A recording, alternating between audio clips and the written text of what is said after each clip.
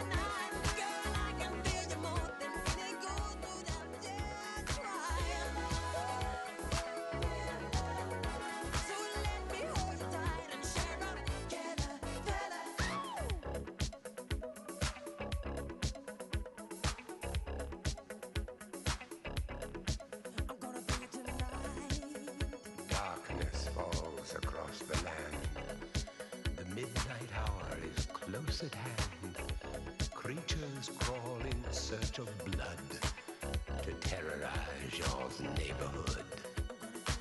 And whosoever shall be found without the soul for getting down must stand and face the hounds of hell and rot inside a corpse's shell. I'm gonna bring it tonight.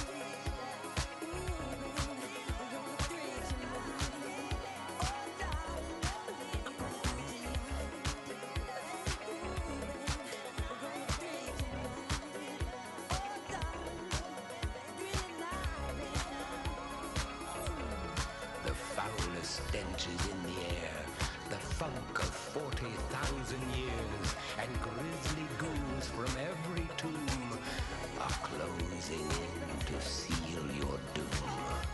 And though you fight to stay alive, your body starts to shiver, for no mere mortal can resist the evil of the thriller.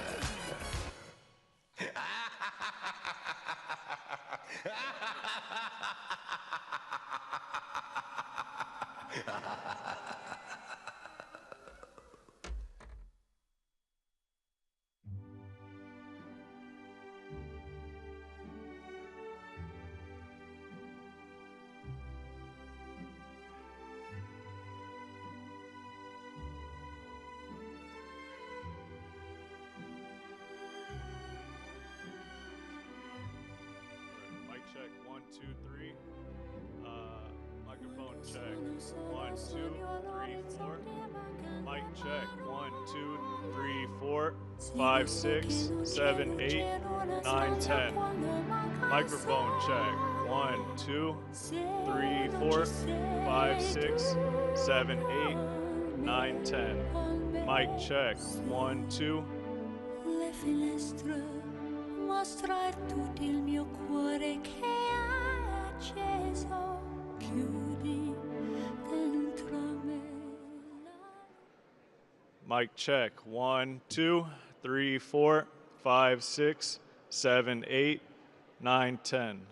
Microphone check, 1, 2, 3, 4, 5, 6, 7, 8, 9, 10. Mic check, 1, 2, 3, 4, 5, 6, 7, 8, 9, 10. Microphone check, 1, 2, 3, 4, 5, 6, 7, 8, 9, 10. Mic check, 1, 2, 3, 4. Okay. George, are you good?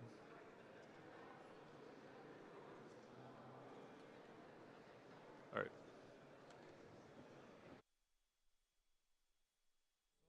Sei con me, tu mia luna, tu sei qui con me, mio sole, tu sei qui con me, con me, con me, con me. Time to say goodbye. Paesi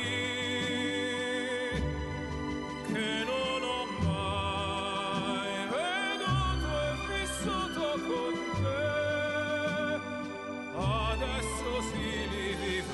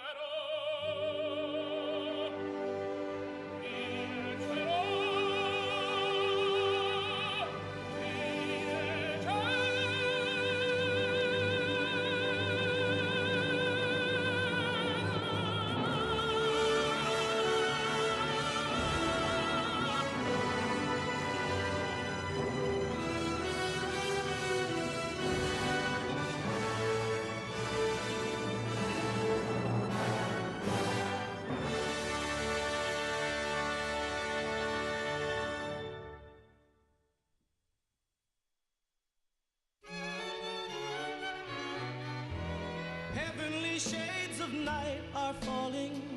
It's twilight time. Out of the mist your voice is calling. 'Tis twilight time.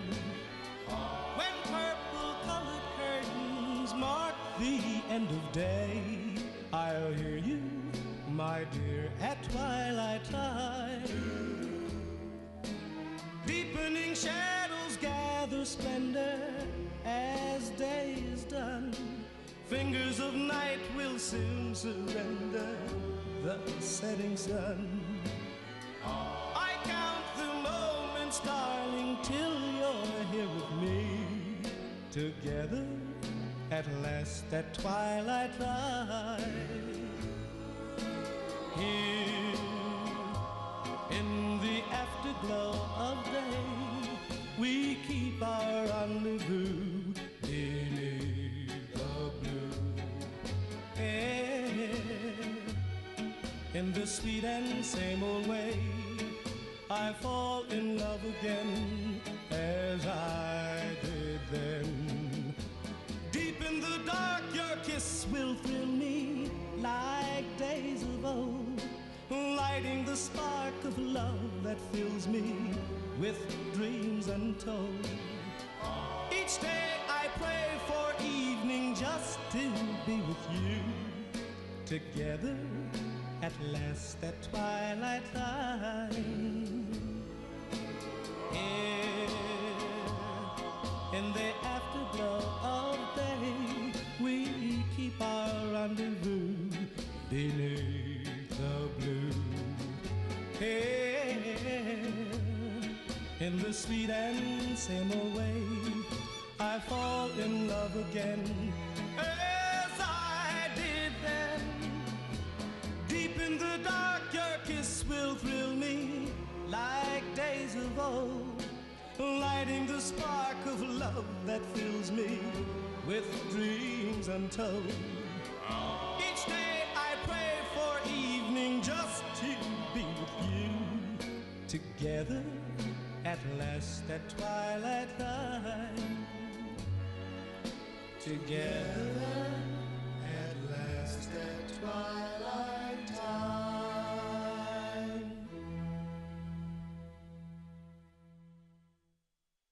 Oh, my love, my darling, I've hungered for your touch a long, lonely time.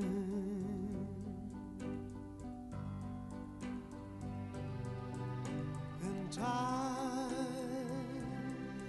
goes by so slowly, and time can do so much. Are you still more?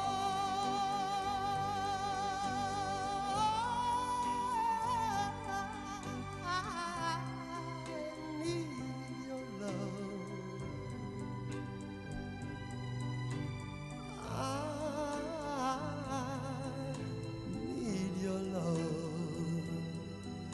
God, speed your love to me.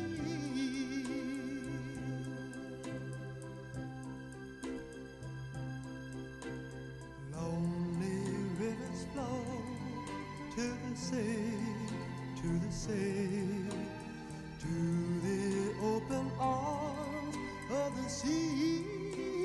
Yeah. Lonely rivers sigh, wait for me, wait for me. I'll be coming home, wait for me. Oh, my love, my darling, I've hungered for your touch. Oh, Lord, lonely time.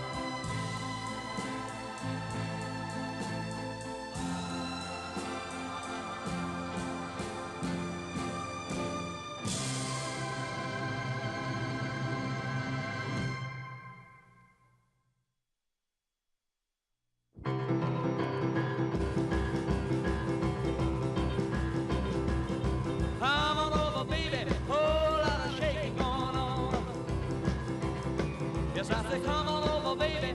Baby, you can't go wrong. We ain't faking. Oh, a lot of shaking going on. Well, I say, come on over, baby. We got chicken in the corner. Woo, huh? Come on over, baby. Well, they got the bull by the horn. We ain't faking. Oh, a lot of shaking going on. Yeah, I said, shake, baby, shake. I said, shake, baby, shake. I said, shake it, baby, shake it. I said, shake, baby, shake. Come on over. Oh, a lot of shaking going on. Oh, let's go.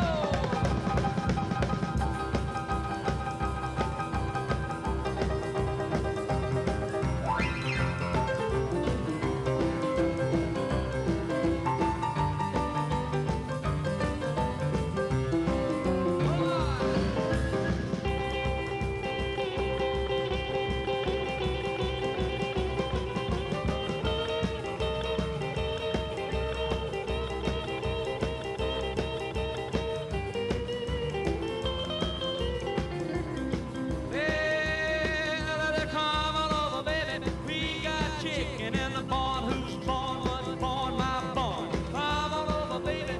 Well, I got your bull by the horn. We ain't faking. Oh, a lot of shaking going on. Easy now, shake it. Oh, shake it, baby. Yeah. You can shake it one time for me. Has to come over, baby. Oh, a lot of shaking going on. Now let's get real low one time now. Shake, baby, shake. All you gotta do, honey, is kind of stand in one spot. Wiggle around just a little bit. And that's when you got some. Yeah. Oh, baby, oh, a lot of shaking going on. Now let's go one time. Shake it, baby, shake it. Shake it, baby, shake it. Come on, baby, shake, baby, shake it. Come on up. Oh, a lot of shaking going on.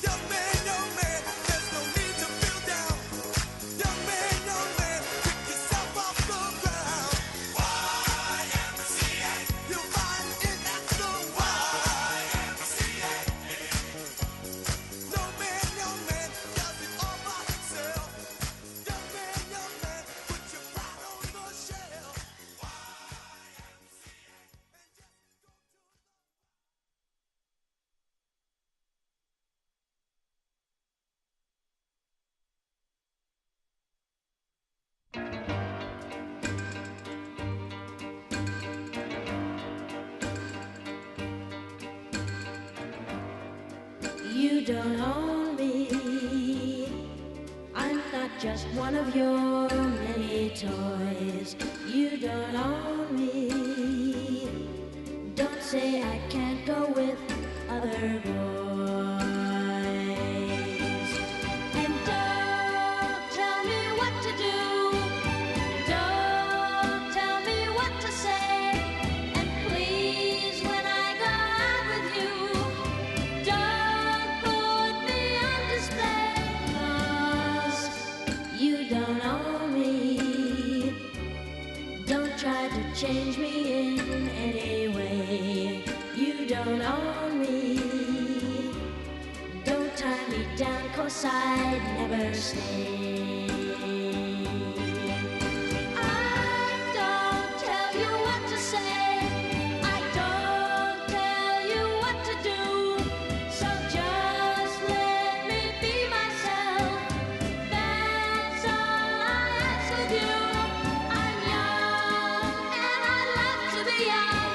I'm free and I love to be free. To live my life the way I want. To say and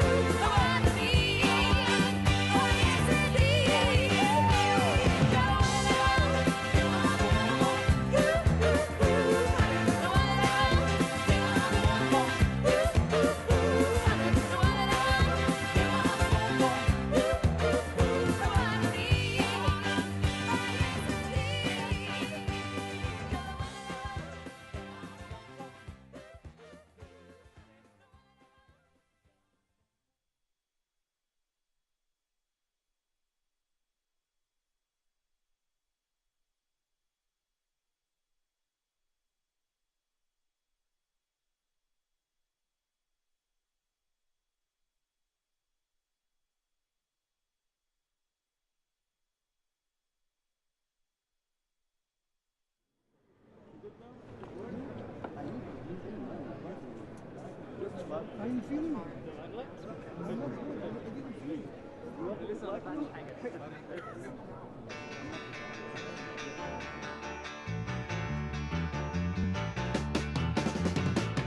Almighty, I feel my temperature rising. Higher, higher, it's burning through to my soul. Girl, girl, girl, girl, you gonna set me on fire. My brain is flaming, I don't know which way to go.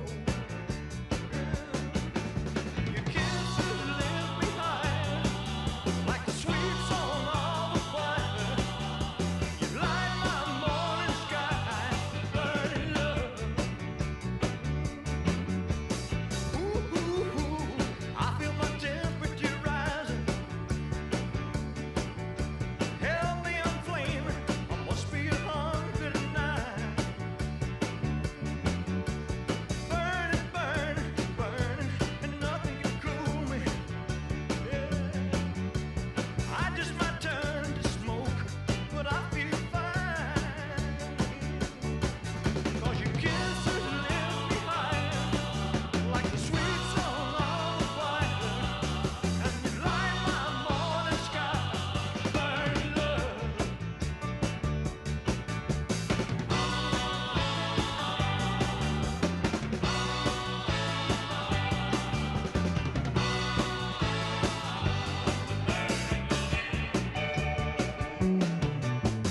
It's coming closer, the flames are now licking my body. Won't you help me? I feel like I'm slipping away. It's hard to breathe, my chest is heaving. Lord have mercy, I'm burning a hole where I lay. Yeah. Your kisses lift me higher, like a sweet song of a choir. You light my morning sky, burning love, burning love, burning love. I'm just a hunk of burning love, just a hunk of burning love, hunk of burning love, just a hunk of burning love, hunk of burning love, just a hunk of burning love.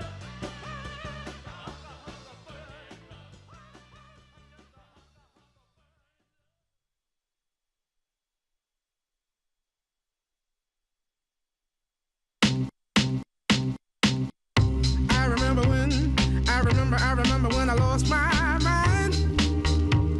There was something so pleasant about that place. Even your emotions have an echo in so much space. And when you're out there without care, yeah, I was out of touch. But it wasn't because I didn't know enough. I just knew too much. Does that make me crazy? Does that make me crazy? Does that make me crazy? Possibly.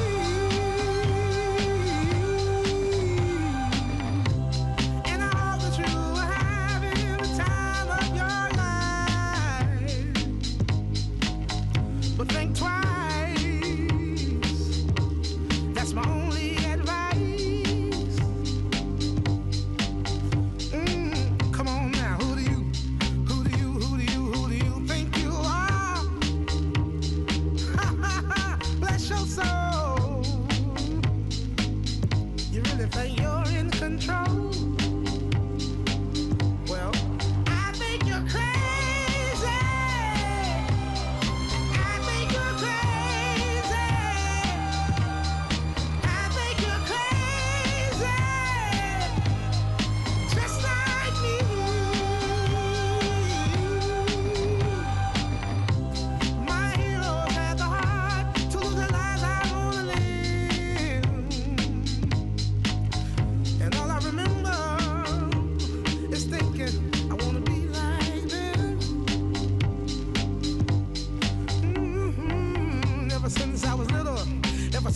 was little, it looked like fun.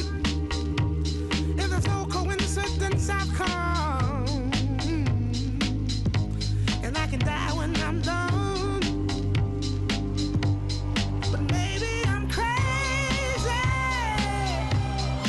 Maybe you're crazy. Maybe we're crazy. Probably.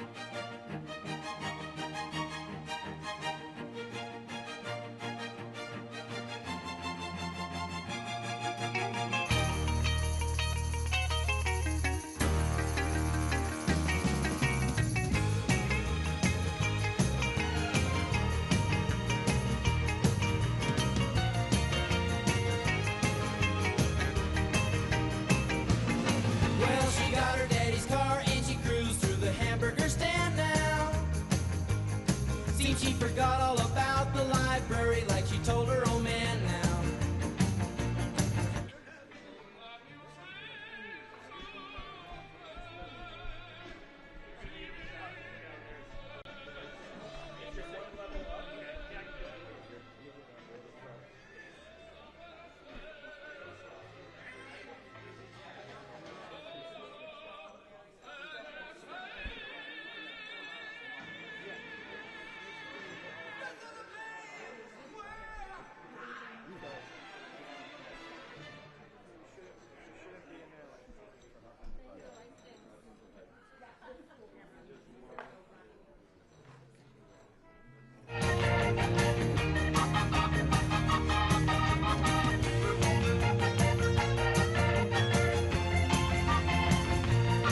Well, you knew all along that your dad was getting wise to you now. Now you shouldn't have lied. And since he took your set of keys, you've been thinking that your fun is all through. You shouldn't have lied. Now you shouldn't have lied. But you can come along with me, cause we got a lot of things to do now. Now you shouldn't have lied. And we'll have fun, fun, fun. Now that daddy took the TV away. Fun, fun, fun. Now that daddy took the TV away. Fun, fun, fun. Now that daddy took the TV away. Fun, fun, fun. Now that daddy took the TV away. Fun, fun. Now that daddy took the TV away. Fun, fun. Now that daddy took the TV away. Fun, fun. Now that daddy took the TV away. Fun, fun. Now that daddy took the TV away. Fun, fun. Now.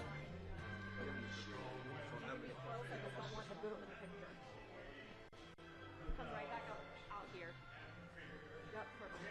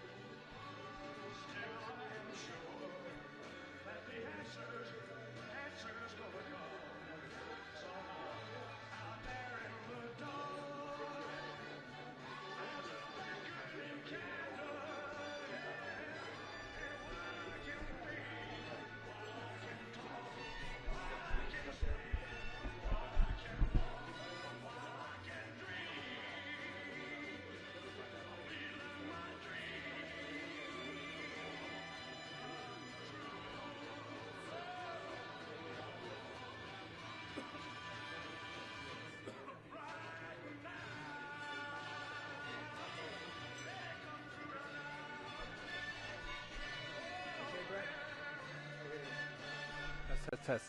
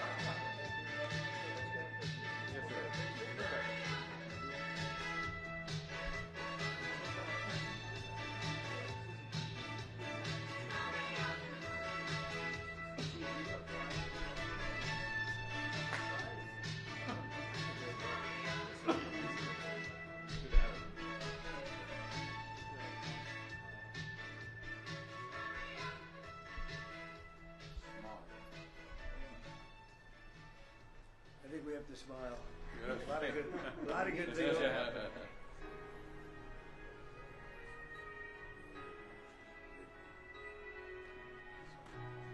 everybody like the music? Yeah, it's a perfect song. That's good music. It's not still your song. Should go to the YMCA. YMCA, yes. That's the only thing with dance.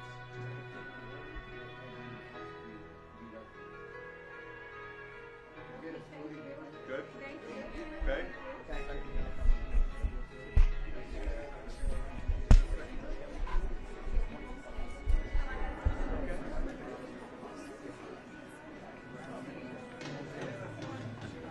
Right.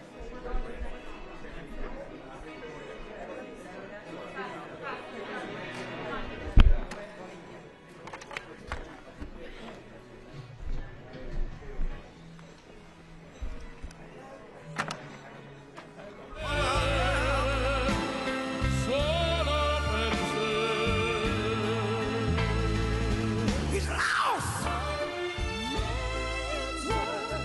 in the wilderness. It's a man's world. He's lost E non si accorge che poi non l'ha più senza te. Si vive solo per sé, solo per sé, solo per sé. This is a man's world.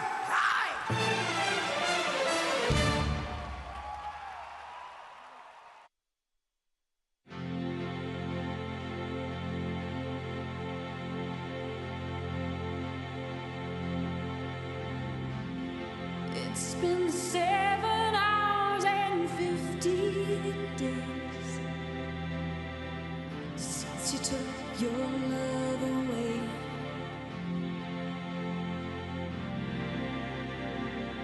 I go out every night and sleep all day since you took your love away.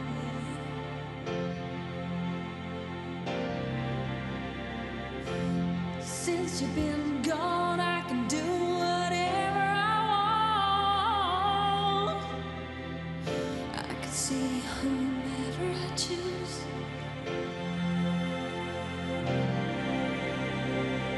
I can eat my dinner in a fancy restaurant, but nothing, I said nothing can take away these blues. 'Cause nothing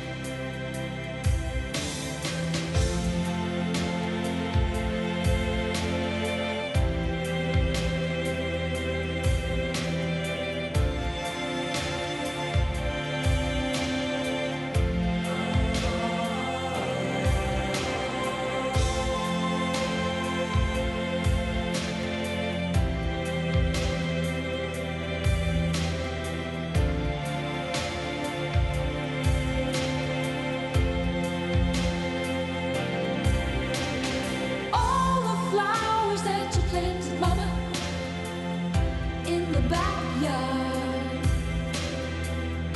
All night waiting, waiting to wait.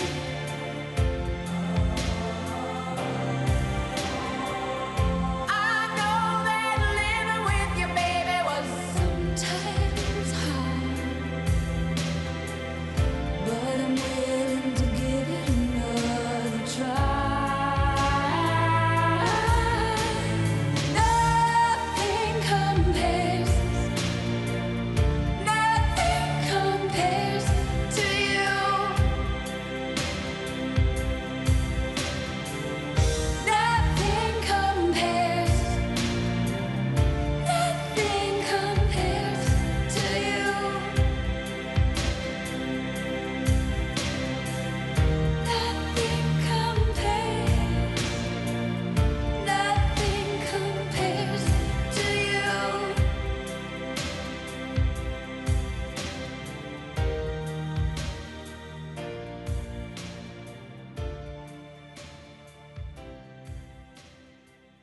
Please, please, please, please. Please, please, please. Honey, please, no. Yeah. Oh, yeah, no. I love you so. Baby, you did me wrong. Well, you done me wrong. So you done me wrong. Well, oh yeah, took my love, now you're gone. Please, please, please, please, please, please, please, please, please, please, honey, please, don't. Well, oh, I love you so. I just wanna hear you say I, I, I, I, I, I, honey, please, don't. Oh, yeah, well, I love you so. Baby, take my hand. I wanna be your lover man. Oh, yes, good God Almighty. Honey, please, don't. Well, oh, yeah, no, I love you so. Please don't go. Please don't go. Honey, please don't go. Girl, I love you so. Please, please.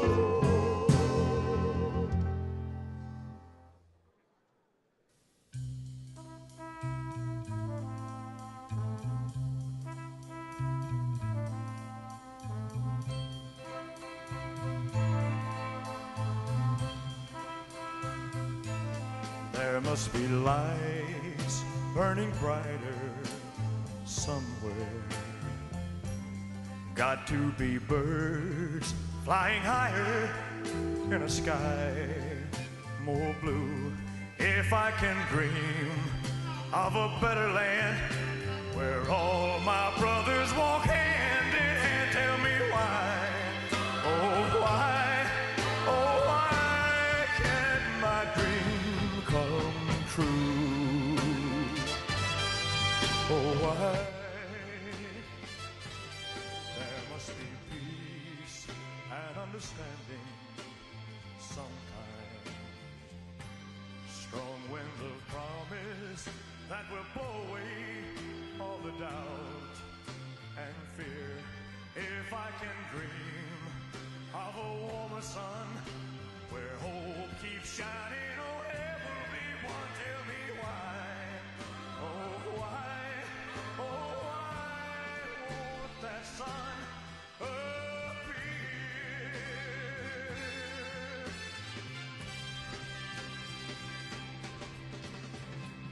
We're lost in a cloud with too much rain. We're trapped in a world that's troubled with pain. But as long as a man has the strength to dream, he can redeem his soul and fly.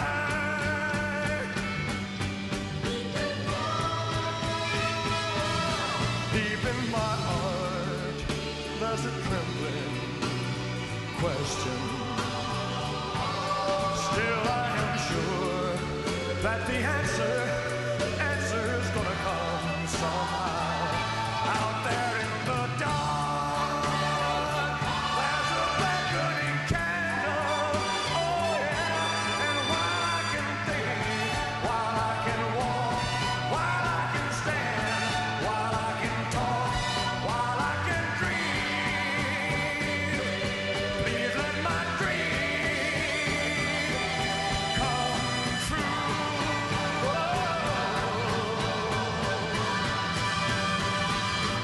Right now, oh, let it come true right now.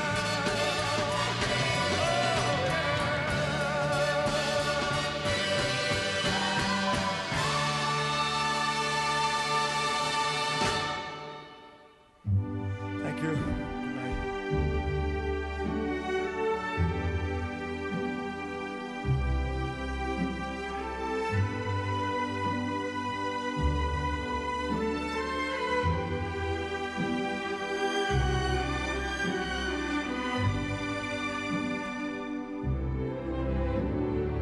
Quando sono sola sogno all'orizzonte e mancano le parole. Sì, lo so che non c'è luce in una stanza quando manca il sole. Se non ci sei tu con me, su le finestre mostra tutto il mio cuore che è acceso. Chiudi dentro me la luce che ho incontrato per strada. Time to say goodbye. Paesi che non ho mai veduto e vissuto con te.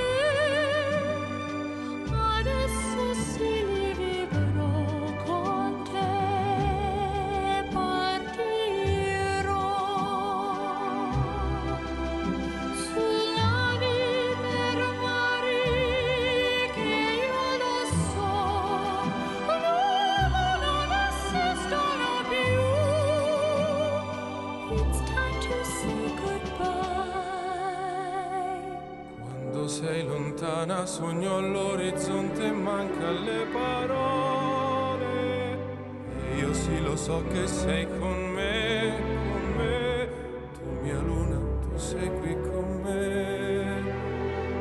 Mio sole, tu sei qui con me, con me, con me, con me.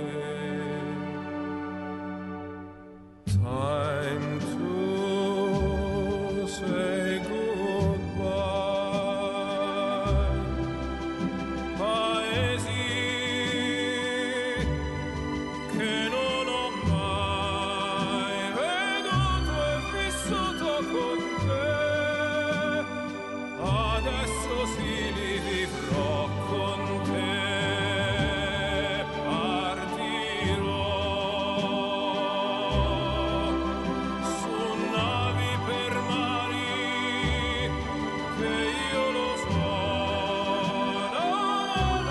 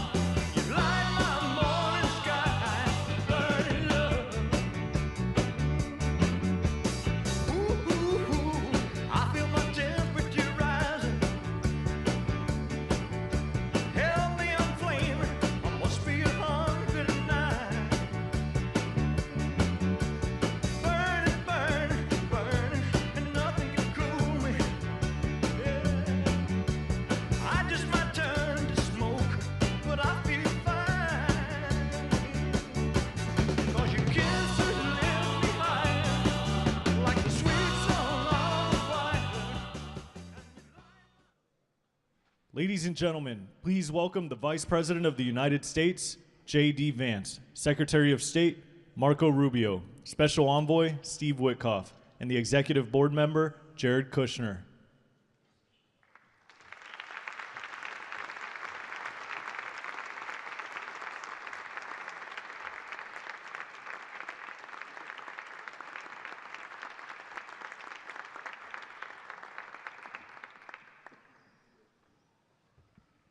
Ladies and gentlemen, please welcome the President of the United States, Donald J. Trump.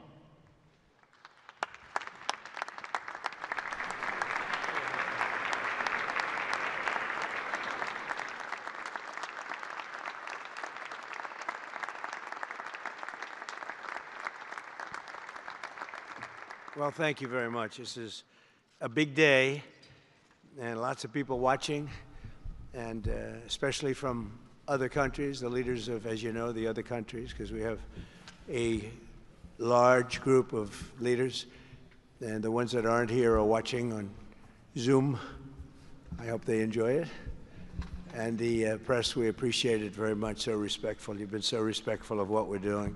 What we're doing is very simple, peace. It's called the Board of Peace, and it's all about an easy word to say, but a hard word to produce, peace. But we're going to produce it, and we've been doing a really good job, and some of these leaders that are with us have helped me very much during just this first year. We have a first year like probably no other ever in our country, because we settled 8 wars and I think a 9th to come. It's turned out to be a tougher one. I thought that was going to be the easiest one, but with war you never know what's easy and what's not so easy. But we've had a great relationship, and I've become friendly with so many of the people. And I appreciate you being here. These are great people. These are great leaders. And the people that are watching by closed circuit and open circuit in many cases, they're so proud of it. They want it to be open. But they become incredible friends of mine. And, you know, we built our country in my first term, and now we're at a point that the United States has never seen before. We broke 50,000 on the Dow. They said that would take 4 years. We broke 7,000 on the S&P. They said you couldn't do that within 4 years. It would be impossible. And when I came in, they were all saying, if you could get to anywhere close to 40, 45,000, it would be amazing achievement over 4 years. Well, we hit 50,000 in the first year, and we hit 7,000, which was actually tougher to do, according to the Wall Street geniuses. We hit 7,000 in the first year. They said it could take 4 or 5 years. They'd be very happy. It would have been a great job. We did it in 1. But we're doing a great job. Board of Peace is one of the most important and consequential things I think that I'll be involved in. We've been involved in a lot, and really I've been involved in a lot with the people up here. We work together on ending wars with their country. Some of the wars were 32 years long, 32, 34, and a 37. That's a long time, and we ended it in about 2 days, each one of those. But we have some other work to do, and we're getting it done. Gaza is very complex. It's been amazing. I want to thank Steve and Jared for an amazing job. Marco's over there watching. Everybody's fantastic. And J.D., what a job. They were all doing. It's a team. I think it's the best team ever assembled. And you see that by the results. So today is a tremendous honor to welcome you all to the United States Institute of Peace for the inaugural meeting of the Board of Peace. Very important. I believe it's the most consequential board, certainly in terms of power. And in terms of prestige, there's never been anything close, because these are the greatest world leaders. Almost everybody's accepted, and the ones that haven't will be. And some are playing a little cute. It doesn't work. You can't play cute with me. But they're playing a little bit. But they're all joining. Everybody. Most of them very immediately. A few that we really don't want because they're trouble. Take care of them. But this is the most prestigious board ever put together. You know, I've seen some great corporate boards. I've seen some great boards, period. it's peanuts compared to this sport, because we have virtually everyone is the head of a country other than Johnny, but he's the head of soccer, so that's not so bad, right, Johnny? I like your job the best, I think. And by the way, your World Cup has set every single ticket record in the history of soccer. In the history, nobody's ever seen anything like it. The sales are virtually complete. Nobody's ever seen anything, so congratulations. You made a good decision. We did it together. Thank you, Johnny. Great guy. So I want to thank the many leaders and dignitaries who have traveled great distances and lengths for the important gathering that we're at right now. This building was built for peace, and nobody knew what to name it. And then Marco named it after me. I had nothing to do with it. I swear I didn't. I swear. I had no idea. They said, there's a surprise coming. I didn't know that surprise. I thought they were going to give me a lot of money or something, maybe cash. Could always use some extra cash. But I came, and they stopped the beautiful beast. I got out very safely, I'm sure, and looked up, and there it said, Donald J. Trump on the building. And when I say that had nothing to do, nobody believes it, and that's okay, but I appreciated it. That was Marco and JD and a group got together, and they did that, and I just thought it was very nice. And it makes me work harder. We're going to have to work harder. We're going to have to make this building much more important. It's brand new.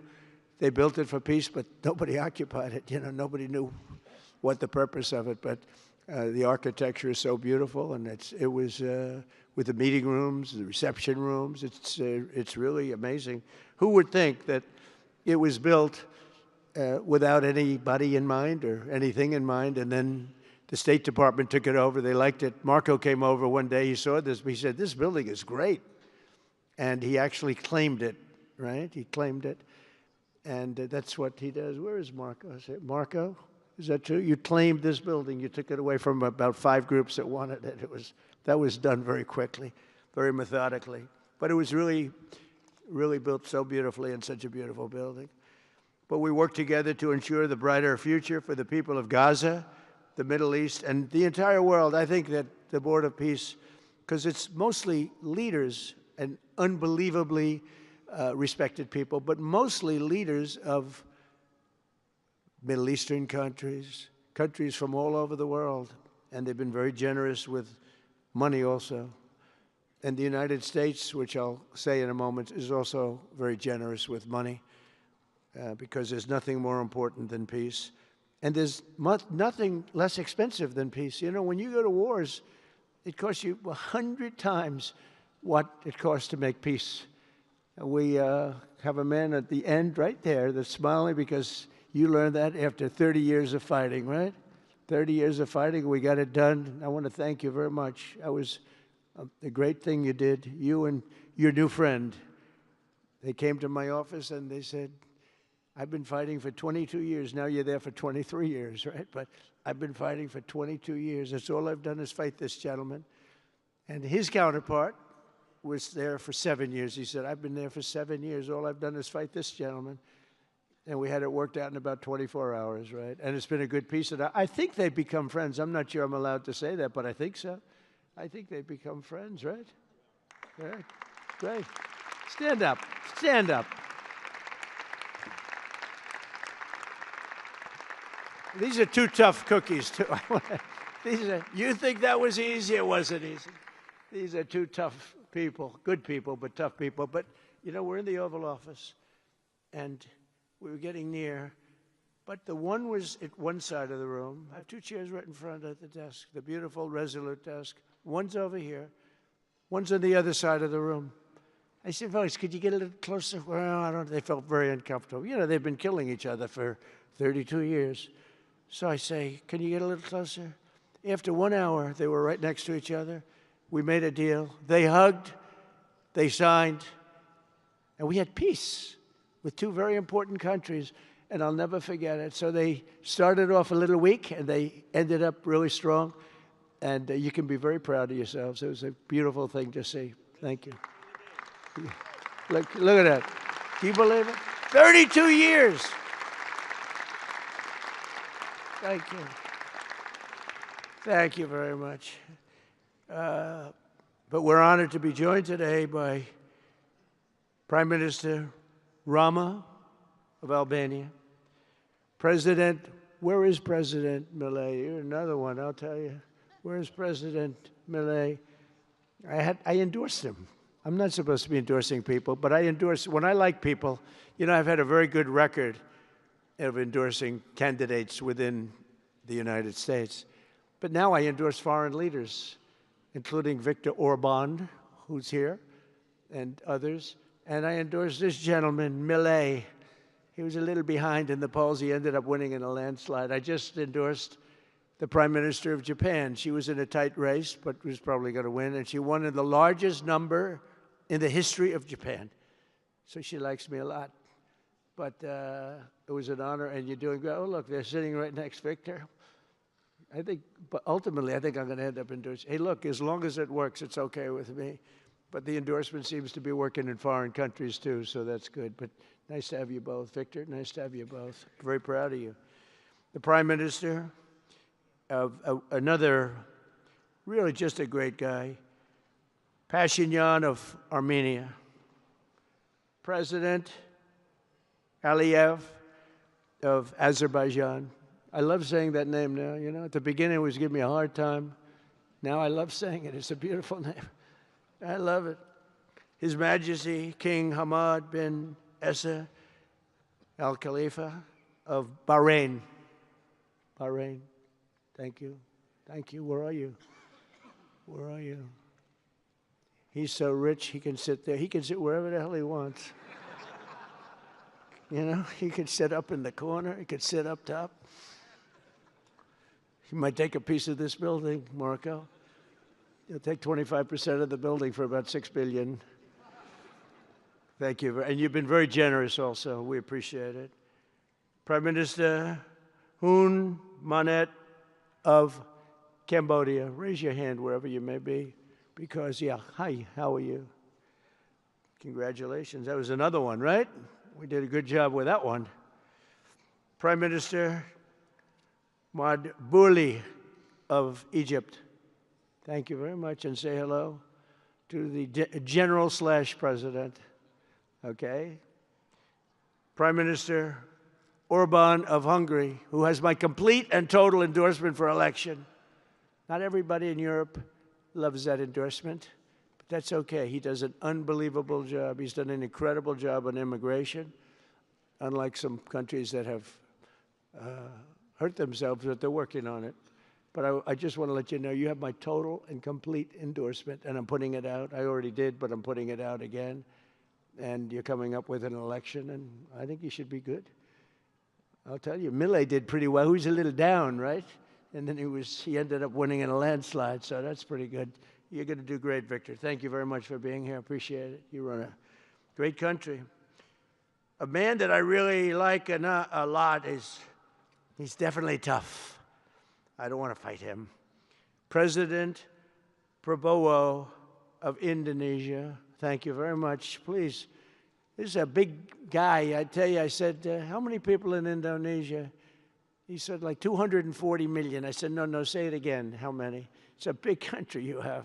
And you do a great job and respected by everybody. And thank you very much for being here. Thank you very much, Mr. President. President Tokayev of Kazakhstan, thank you very much. What a country that is. It's a wonderful country and a rich country, in case anybody has any question. We have some very rich people here today.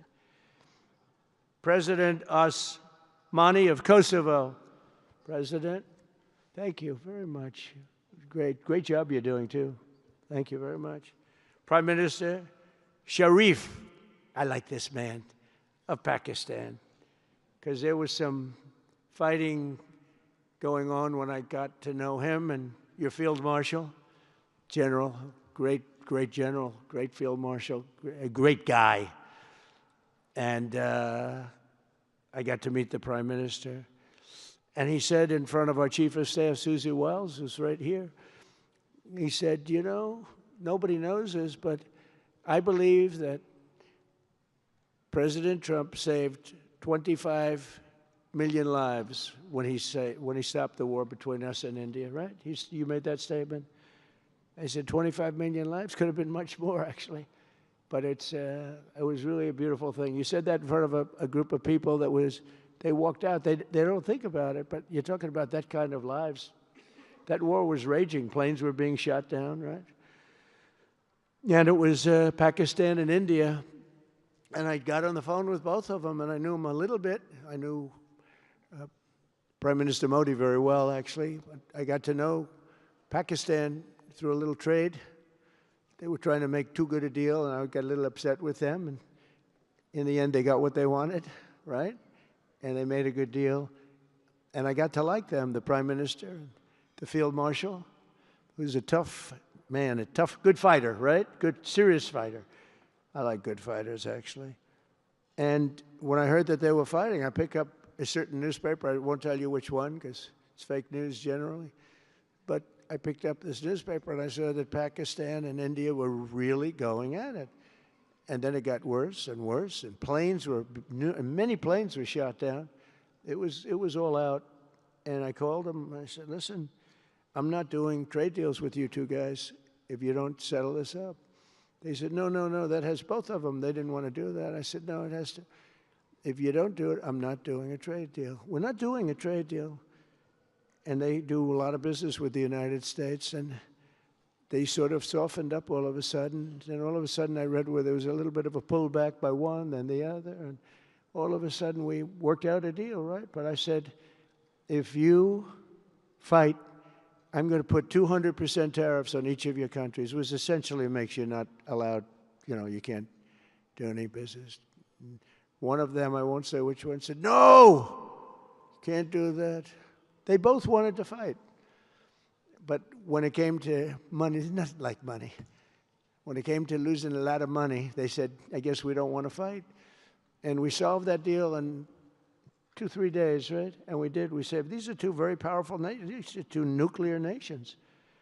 And I don't want to say what was going to happen, but, bad things happen. So, Prime Minister, I want to thank you, because that was a very big deal. People have no idea. A lot of them say, oh, well, they weren't fighting. They were fighting. 11 jets were shot down, very expensive jets. And they were all in. Both of them were all in, and now they're not. And I think we'll always be able to settle up with them. I really do. I think you're going to have, it's a lot of progress was made even in the relationship. And Prime Minister Modi also, he's a great man. He's a great guy. They're all great. But I was very proud of it.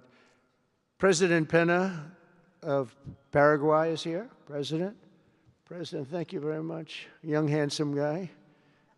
It's always nice to be young and handsome. Doesn't mean we have to like you.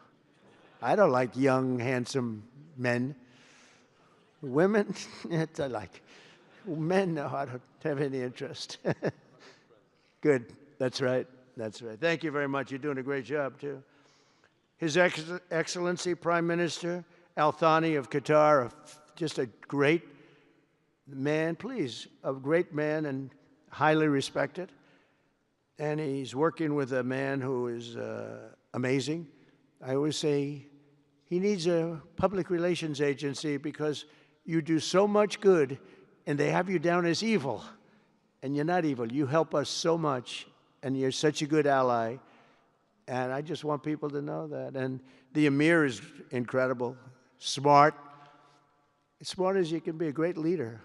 And he cares so much for the people. And he cares so much for the Middle East. So I want to thank you very much and send my regards. Your country has been a great help. So, surprising to some of the people writing out there, but now they'll start changing their tune, because it's true. I only tell the truth.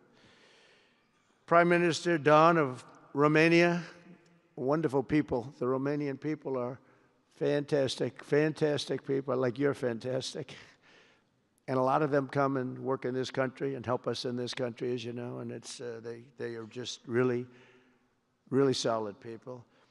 President Mirziyoyev of Uzbekistan, who is where? There he is, and a friend of mine. He's got one of the most difficult names in history, but that's okay. It doesn't matter. Your country's doing great. You're doing great. And just no problems. Every time I see him, nope, we're doing good. No problems. And General Secretary To Lam of Vietnam. Vietnam is incredible as a country and as a force, and it's an honor to have you. A really great honor to have you. A lot of respect for your country. We'll also want to express my gratitude to Vice President J.D. Vance, who is a fantastic man. He's a fantastic talent. He was a great student. He went to one school. He graduated. You know, most people, if you watch some of the people that were at the event in Munich, they didn't graduate quickly from college. They had everything they could do. There was one young, attractive woman. She was unable to answer questions. And she didn't do so well like J.D. did in college. J.D. graduated in a 4.5-year college in 2 years. And then he went to Yale and he graduated at the top of his class, went to the military grade. But when he went to Yale, there was one person that was marginally ahead of him, so he married her. Can you believe it? He married the person that was ahead. I don't know. I always like to say J.D. was first and Usha was second, because I get a little uncomfortable when I say that. But he's been incredible. He's a brilliant guy and a great guy, and he's been my friend. All of our people, we have a fantastic group of people, our cabinet members, everybody, many of them here. But J.D.'s been great. Thank you very much. He gets a little bit tough on occasion. We've got to slow him down just a little bit on occasion. He says his mind. Now, then we have the opposite extreme. We have your friend sitting in the back. Your best friend sitting in the back is Marco. Marco does it with a velvet love, but it's a kill, right? The result is the same. They do it very differently. And Marco, you really did yourself proud 2 days ago in Munich. In fact, so proud that I almost terminated his employ because they were saying, why can't Trump do this? I do, but I say it differently. But Marco, don't do any better than you did, please. Because if you do, you're out of here. But no, I want my guys to do great. And the acclaim he's gotten and the acclaim J.D. gets is great. We have smart people. And when you see the representatives there, like Gavin Newsom, he didn't know what he was doing. They didn't even know why. He didn't know why he was there. Or AOC, she was unable to answer a simple question. And she could have said, well, I'm studying it, and I'll report back to you next week. You know, you can get away with that. But she just went, it's actually, I think it could be a career-ending answer, because for 25 years, anybody running against her, I think Susie is going to use that little piece of stuff. It was not good. It was not good. That was not a natural. So I want to thank J.D. I want to thank Secretary of State Marco Rubio. They're extraordinary. I want to thank Special Envoy for Peace, Steve Witkoff, who has been unbelievable. You know, I took Steve because I was a developer in New York, really successful, actually much more successful than Steve, but I don't want to say that. I'm not going to say that, Johnny. I refuse to say it. But I saw something in Steve. Steve's a great negotiator. Everybody loved him. All these developers, and they're tough. You know, New York developers tend to be on the tough side. And, you know, most of them hate each other. Like a lot of the people in this room hate each other. You know, it's sort of natural, I guess. But we're bringing love back into the room like the old days. But everybody loves Steve. Every developer, the worst, most evil people, horrible human beings, actually. And they love Steve. So I remember this, and we had some conflicts, to put it mildly, in the world. And I said, Steve, how would you like to be Henry Kissinger Jr. that doesn't leak? And he said, are you a leaker, Steve? No. He didn't even know what the word meant, and it's true. I always say Henry Kissinger, who was one of the great leakers of all time, by the way. Richard Nixon said to him, Henry, who's leaking all this stuff? I don't know, Mr. President. It was Henry. It was like, these are little stories I like telling you. But Steve has been unbelievable. Everybody likes him. Ukraine loves him. Europe loves him. Russia loves him. I mean, there's nothing wrong with this. He goes to see President Putin. Didn't know Putin. I set him up a meeting to see. I said, how's Steve doing? Sir, he's still inside. Oh, that was an hour. I called back. Tell Steve to call me when he's finished. I want to find out what the hell is going on. We want to end that war. Sir, he's still inside. 3 hours. 4 hours. They were together for 4 hours, the first meeting. That's talent. And they get along. I mean, people like or don't like Putin or Zelensky. They get along. Same thing with Zelensky. I mean, they all love Steve, and Steve's doing a great job. That's a tough one. That's a much tougher one. I would have thought that some of the ones that we settled that are up here would have been, I thought this would be easy because I have a very good relationship with President Putin. I have a very good relationship with President Xi. I'm going to be going to China in April. That's going to be a wild one. I said, but we have to put on the biggest display you've ever had in the history of China. You know, last time I went to China, President Xi, he treated me so well. He gave me a display. I never saw so many soldiers all the same height, exactly the same height within a quarter of an inch. You can do that when you have 1.4 billion people. You know, lots of shoulders. Everybody was within about 1/8 of an inch the same height. I said, if they put their helmets down, you could have played pool on the top of their heads. And it was pretty amazing. But I said, you got to top it. He said, I'll top it. We're going to top it. We're going to have a lot of the people, most of the fake news back there is going to be going. So we have, Steve has done a great job. And then a little bit later on, we brought Jared in. Jared was responsible for the Abraham Accords, which is incredible. Nobody else could have done that. A very smart guy. And we're making Jared an envoy also, envoy of peace. They're both envoys of peace. And you couldn't get two. I tell you what, I watch these two guys. I say, at least we're covered from an IQ standpoint. These two guys walk into a room. And but people like them both, you know. They're good people. And they like them both. And they've had some very good meetings. They've had some very interesting meetings having to do with, as you know, Iran is a hot spot right now. And they're meeting, and they have a good relationship with the representatives of Iran. And, you know, good talks are being had. It's proven to be, over the years, not easy to make a meaningful deal with Iran. We have to make a meaningful deal. Otherwise, bad things happen. But we have to make a meaningful deal. But they have a great relationship with the representatives of Iran. They have a great relationship with the other one that they're really working on now. Because so many of these, I mean, as an example, Kosovo, Serbia. I did that one. Could you stand up if any of you guys are, when you're here, just stand up for a second. Kosovo, Serbia. Stand up. What a job. Thank you very much. We appreciate it. So good. And you're getting along. And when you don't get along, you'll call me, and we'll get it solved, right? We'll get it solved. Thank you very much. Really good. And then again, Pakistan and India. That was a big one. And just, I think you should actually stand. Come, please. Stand just for a second. Pakistan and India, thank you very much. And I spoke to Prime Minister Modi. He's excited. He's watching us right now. Egypt and Ethiopia. We're going to get that. You know, there's a little dam that got built. Little dam, like maybe the largest dam in the world. Built and financed, of course, by the United States brilliantly. And having a little trouble getting water to the Nile. That's a tough situation, but we're going to get that solved. Armenia and Azerbaijan, we talked about. And again, thank you, fellas, very much. Great job. Great job. Thank you. Cambodia and Thailand. So incredible what you did, that you got together and it all worked out. They're watching right now on closed circuit. Thank you very much, and thank you. That was a big one, Cambodia and Thailand. These are nasty fighters, I have to tell you. These fighters are nasty.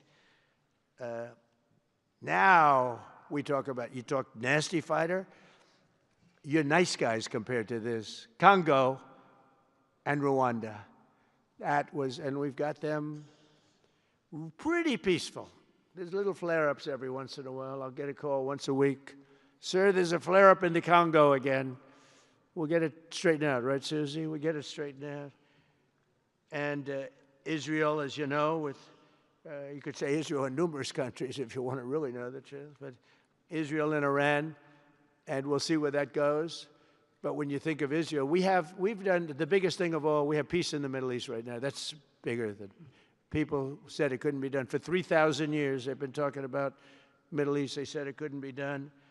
And you look at what's happened in Gaza. And one of the keys to it was when we took those beautiful magnificent. We just ordered 22 more of them, updated model. The B-2 bombers are incredible. I never understood the B-2 bomber. I'd watch, it's a wing, and I've never quite understood that, Johnny. I'd look at it, I'd say it was beautiful, but what does it do? It carries very big bombs. And it went into Iran, and it totally decimated the nuclear potential. And when it did, when it decimated that, all of a sudden we had peace in the Middle East because there was a black cloud hanging over the Middle East, and if that wasn't done, that cloud would have been there. And countries like Saudi Arabia, countries like Qatar, countries like, nobody could have signed. You would have had that threat. Nobody could have had, you couldn't have had peace in the Middle East. So now we may have to take it a step further, or we may not. Maybe we're going to make a deal. You're going to be finding out over the next probably 10 days. But this meeting today is proof with determined leadership nothing is impossible. When I took office, the war in Gaza was raging with thousands of people being killed and no end in sight. Today, thanks to unrelenting diplomacy and the commitment of many of the great people in this room, we have 59 countries signed up on Gaza. Think of that. We have, it's amazing. But all the people, many, really so many in this room, the war in Gaza is over. It's over. There are little flames. Hamas has been, I think they're going to give up their weapons, which is what they promised.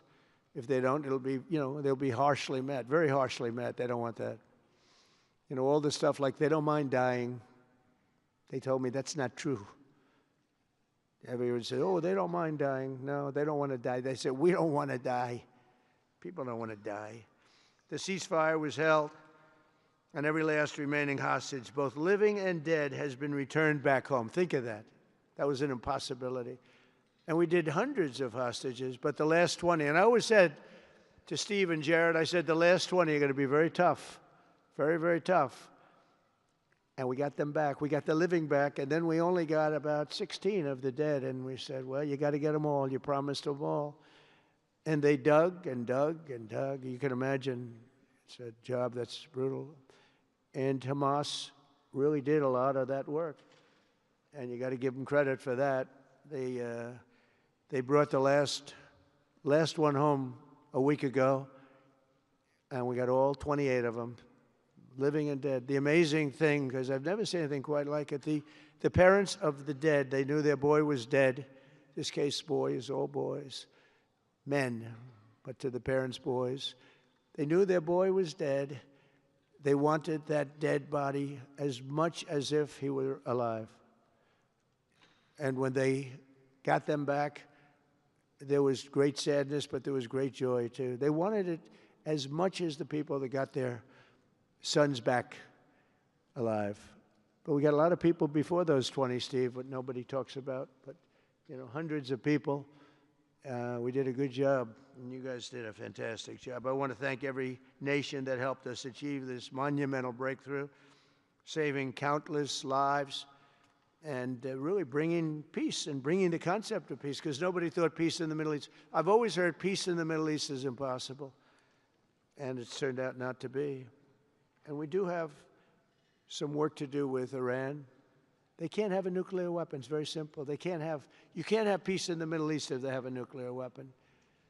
And they can't have a nuclear weapon, and they've been told that very strongly. Since the hard-won ceasefire of last October, the United States and our partners have facilitated the delivery of vast amounts of humanitarian aid, numbers that nobody's ever seen before. In November, the United Nations Security Council unanimously approved the Board of Peace. And last month in Davos, we welcomed over 24 members to this very important new organization. And we are very closely working with the United Nations. In fact, I'm going to speak to the Secretary General in a little while. He's a good man. And I've had a good relationship. Other than in my last speech, they did turn off my teleprompter. I got up there. My teleprompter didn't work. I'm sitting in front of all of you people and more.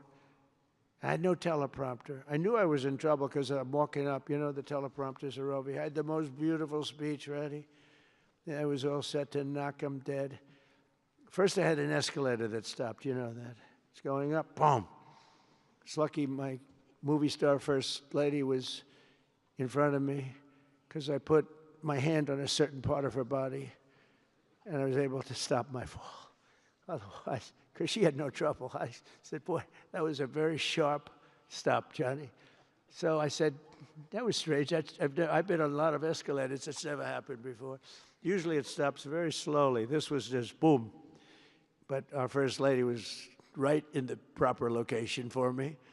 I'm waving to people, and she was holding on a little tighter. She knew what was happening. She did. She said, that's a very successful movie out right now, like #1. Can you believe this?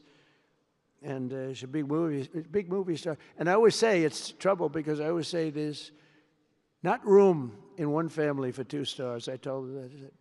We can't have 2 stars in one family. So I don't know what that means, but it's not good.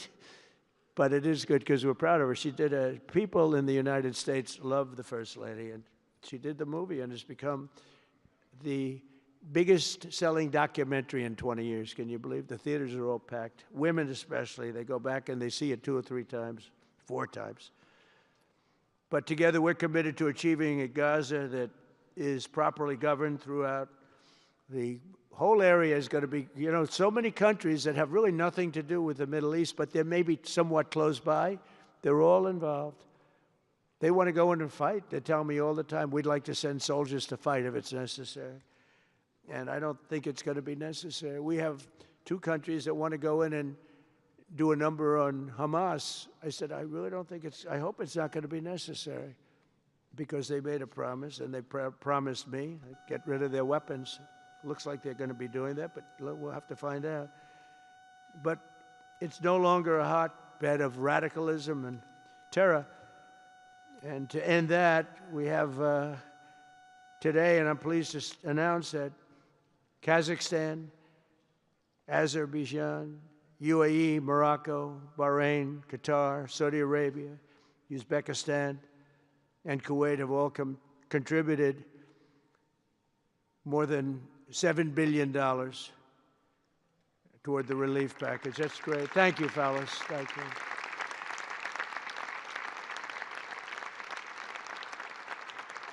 And many more are contributing, too, so the numbers are, this just started. This is our first meeting. But every dollar spent is an investment in stability and the hope of new and harmonious. It's a region that's so important. It's so vibrant. It's so incredible. The people are so incredible, but we want to have a harmonious Middle East. The Middle East is amazing. So many friends in the Middle East. They're so smart. Sometimes they're too energetic. That's the, a lot of people aren't energetic. Sometimes they're a little bit too energetic. These are great people. The world is now waiting on Hamas, and that's taking place. And it's the only thing that's right now standing in the way. We have Lebanon with certain things that we're working on that are very important. We have to solve the problem of Lebanon, but it's relatively small in terms of what's been done. And again, the key was getting rid of the nuclear potential, because Iran would have had a nuclear weapon based on everything we found out since within 1 month. We can't let that happen. So many of our friends in Europe are attending today, and we're eager to have them become full members. They all want to become full members, and we've had a great response from Europe. And Europe is, it's where I come from, where so many people come from that are in the United States. But we have a great relationship with Europe. We have a great head of NATO. He is a fantastic man, and he's doing a great job, really great job. I'm excited to announce that Norway has agreed to host an event bringing together the Board of Peace. Oh, I thought when I saw this note, I'm excited to announce that Norway, I thought they were going to say that they're giving me the Nobel Prize. Oh, this is less exciting. Oh, it says, I'm excited to announce that Norway, and I'm saying, oh, great, I'm getting the Nobel Prize, finally. Finally, they got it right. But I don't care. I don't care about Nobel Prize. I care about saving lives, just so you understand. We play and we all, do what we have to do. I only have one thing. I don't want to see people killed from parts of the world that are very far away from the United States. And if I have an ability to turn off wars, I want to use that ability, because it's people. Millions of people. It's like the Prime Minister said, 25 million people maybe. And that's a small number compared to what it could have been if you really think about it, right? No, I want to save lives, and I don't care about prizes. And the UN Office for Coordination of Humanitarian Assistance is raising $2 billion for the support of Gaza. Additionally, Japan has just committed to host an aid fundraiser, which would be a very big one. It's already successful. We know some of the numbers that are being talked about, which will be attended by other nations in the region, including South Korea, the Philippines, Singapore, and others. And I know that China is going to be involved, and I think Russia is going to be involved. I think they will be. I want to have everybody, get all sides, because it doesn't help when you have all sides with one ideology. You have to have everybody together for this. I'm also pleased to announce that FIFA will be helping to raise a total of $75 million for projects in Gaza. And I think they're soccer related, where you're doing fields and you're getting the greatest stars in the world to go there. People that are bigger stars than you and I, Johnny. I hate to say it. You know, I met one of your great stars who came to the White House, as you know. And my son was very excited. These are great people. These are great people. And Johnny's going to bring the stars to the area. And they're really known. People in Gaza know every one of them, right? You know? So it's really something. And we'll soon be detailing the announcement. And if I can I'll get over there with you. I want to thank Johnny and FIFA for all of the wonderful things they did and are doing. They gave me their first Peace Prize. They gave me a Peace Prize. I think they saw that I got screwed by Norway, and they said, let's give him a Peace Prize. I mean, very good. Thank you, Johnny. I appreciate it. Johnny's very smart. He's very, very smart. The nations represented here today, just in closing, are not just contributing money. Some are also pledging personnel to help preserve the ceasefire and secure a very enduring peace. We have to have enduring peace. Having peace, knowing it's going to blow up in 2 weeks, doesn't mean anything. In particular, Indonesia, thank you very much. Indonesia. It's a great country. Thank you very much. Look at that man. Look how tough he is. You think it's easy dealing with him? Look at that face. You are a tough cookie. And we say it lovingly, too. We need strength. You say, see, he doesn't mind. He's tough and he's smart. And smart is more important. Morocco, thank you very much. Great. What you're doing is great. Albania, Kosovo, Kazakhstan have all committed troops and police to stabilize Gaza. Egypt and Jordan are likewise providing very, very substantial help, troops, training, and support for a very trustworthy Palestinian police force. We think we're getting some very good people on that police force. And, you know, it's peace in the Middle East. We have peace in the Middle East. Think of it. For years you've been hearing about peace in the Middle East, and everybody's saying it's impossible. All of these countries are working together around the vision of a Middle East that is free from the curse of extremism and terror. And now is time. And by the way, even people with extremism and preaching extremism, they're exhausted. They're tired. It's been going on for too many years. I don't care who you are. They're tired. They want peace. And now is the time for Iran to join us on a path that will complete what we're doing. And if they join us, that'll be great. If they don't join us, that'll be great too. But it'll be a very different path. They cannot continue to threaten the stability of the entire region, and they must make a deal. Or if that doesn't happen, I maybe can understand. If it doesn't happen, it doesn't happen. But bad things will happen if it doesn't. With the commitments announced today, the Board of Peace is proving that it does not just convene countries. It devises and implements, and real solutions happen. We've come up with solutions. This is so little talk. This is very little talk, all action. First time, it was always talk in the Middle East. People would talk about peace in the Middle East, and then they'd go home and they'd never even think about it again. Nothing would happen. We're providing a model for how responsible sovereign nations can cooperate to take responsibility for confronting problems in their own regions. The Board of Peace is showing how a better future can be built, starting right here in this room. And I want to let you know that the United States is going to make a contribution of $10 billion to the Board of Peace. Thank you.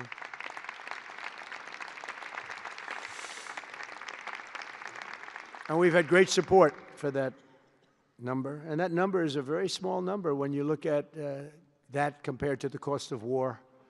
That's 2 weeks of fighting.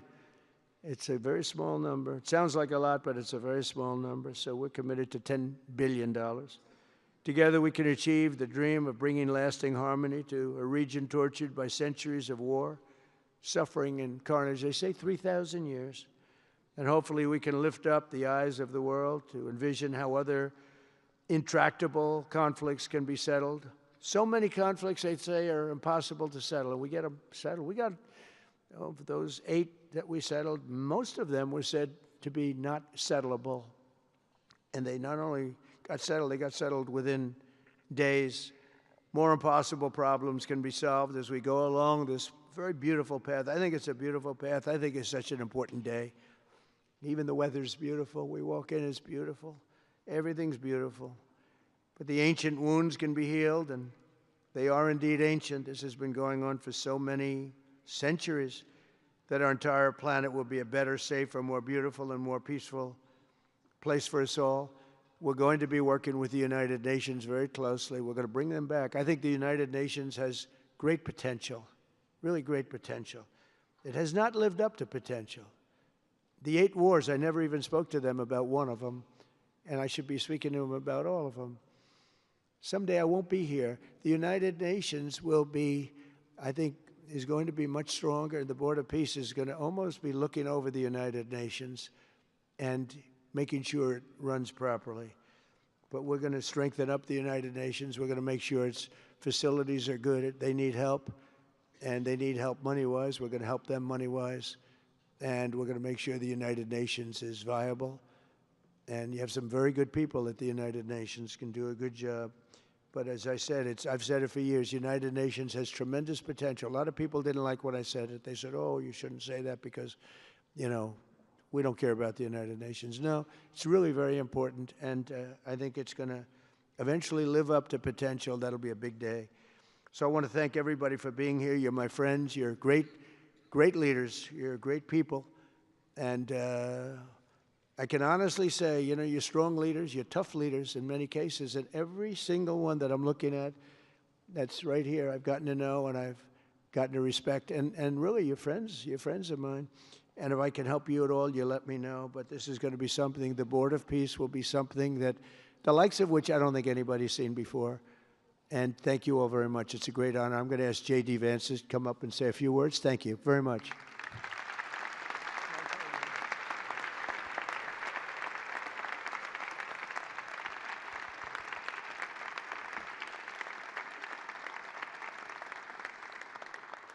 Well, thank you, Mr. President, very much for your leadership, but also for the kind words about me personally. I knew exactly what I wanted to say, but then after the President said that I was so smart and that I didn't want to repeat our Congresswoman who froze for 20 seconds over in Munich, now I'm tempted, sir, just to freeze for 20 seconds and just stare at the cameras, and maybe they'll say nice things about me like they do about Congresswoman Cortez. But I have 3 very brief messages. First of all, to the President of the United States, but to the entire team, to Marco, to Steve, to Jared in particular, who've done such an incredible job. I think what this Board of Peace represents is a recognition that if you actually have a President of the United States and a team that's committed to diplomacy, it can actually work. When I look at what happened to Israel on October the 7th, all those innocent people who were murdered, the fact that you had all of these hostages, and of course, a terrible war that came from it, I remember thinking to myself, how is it ever going to be possible to get these hostages home safely, to make it possible for the people of Gaza to actually have a reasonable future, but also to ensure that Israel is never attacked again? It turns out the answer was you just needed a president who was committed to the effort and committed to the work, and that's what we had, thankfully, under the leadership of this president. And you got to make peace, but then you have to make the peace stick. And that brings me to my second point. That's what the Board of Peace, I think, is fundamentally about, is making the peace stick. And it's an incredible thing that you guys have all done. So to all of the leaders gathered here today who are investing in the future, who are investing in peace, we're grateful to you. We're grateful for your partnership. And in particular, I think to the President of Azerbaijan and the Prime Minister of Armenia, who I just saw last week, thank you all for making it possible and for showing what real leadership can accomplish. When you set aside weapons and killing and destruction and invest in your people and invest in prosperity, it can create great things. So thank you both for what you did. I think it showed great leadership. And finally, to the American people, I think it's important that the American people recognize why we're here today. And the reason that we're here today is, yes, to save lives and yes, to promote peace, but this creates incredible prosperity for the American people. The countries represented here represent trillions of dollars of investment in the United States of America that would not have been possible without this president's leadership and advocacy for peace. The economies here represent millions of American jobs of people who are receiving products built in American factories and made by American workers would not be possible without a focus on peace. So, Mr. President, while I think this is great for the world, I also think it's really, really great for the United States of America, so we're looking forward to the partnership. With that, I want to turn it over to the MC for the rest of the program, and that is our great press secretary, Carolyn Levitt. Thank you.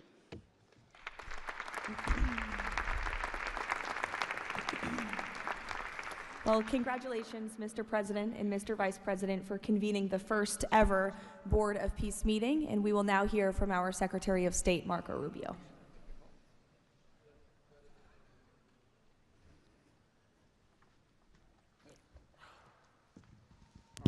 I'll be brief and to the point. We want to talk a little bit about the strategic vision of this organization and begin doing so by first acknowledging that we are here today because the President of the United States, Donald J. Trump, has both an ability and a willingness to use the power of his office to think outside the box. And that's why we're here today. This was a very unique crisis in Gaza, one that the existing international institutions could not solve or figure out. It needed a very specific type solution that required the partnership of all the nations that are here, including those that are here on an observer status. And we appreciate you coming today and being a part of this as well. And that's the point I want to drive home today. And soon you'll hear from Steve and Jared, who, by the way, deserve an incredible amount of credit for pulling this together and working countless hours and traveling all over the world. They truly deserve our appreciation and thanks for the work they've put in under the leadership of President Trump to make this possible. This Gaza situation was impossible to solve under orthodoxy, under existing structures. And so what we did is they went to the UN, and they got the UN's approval to put this group together and bring these nations together to come up with a very specific solutions to a very unique and specific problem. We have a long ways to go. There's a lot of work that remains. It will require the contribution of every nation state represented here today, and we thank you for being a part of it. And we hope that this can serve as a model for other complex and difficult situations so they can be solved in the same way. But right now the focus is on this one. We have to get this right. There is no plan B for Gaza. Plan B is going back to war. No one here wants that.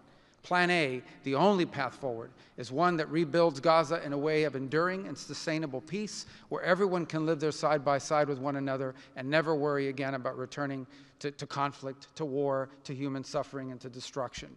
And again, Mr. President, thank you for having the vision and the courage to pursue something that has never been done before, and we're not done yet. And thank you to Steve Witkoff and Jared Kushner for the time and the work they put into this. And thank you on behalf of the State Department and the U.S. government to all of the nations that are here. Every one of you is indispensable, including our observer partners, who we hope can find your way to join us at some point as officially part of this. But we are grateful for the fact you're here today and the contributions you've made already. Thank you.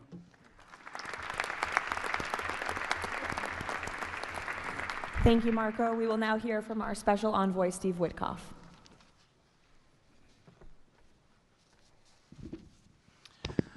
Thank you, everybody, for being here. I don't know if we ever believed that this was possible when we first started envisioning a Board of Peace, but of course, under the President's indispensable leadership, and it begins with that. It begins with President Trump's leadership and his direction.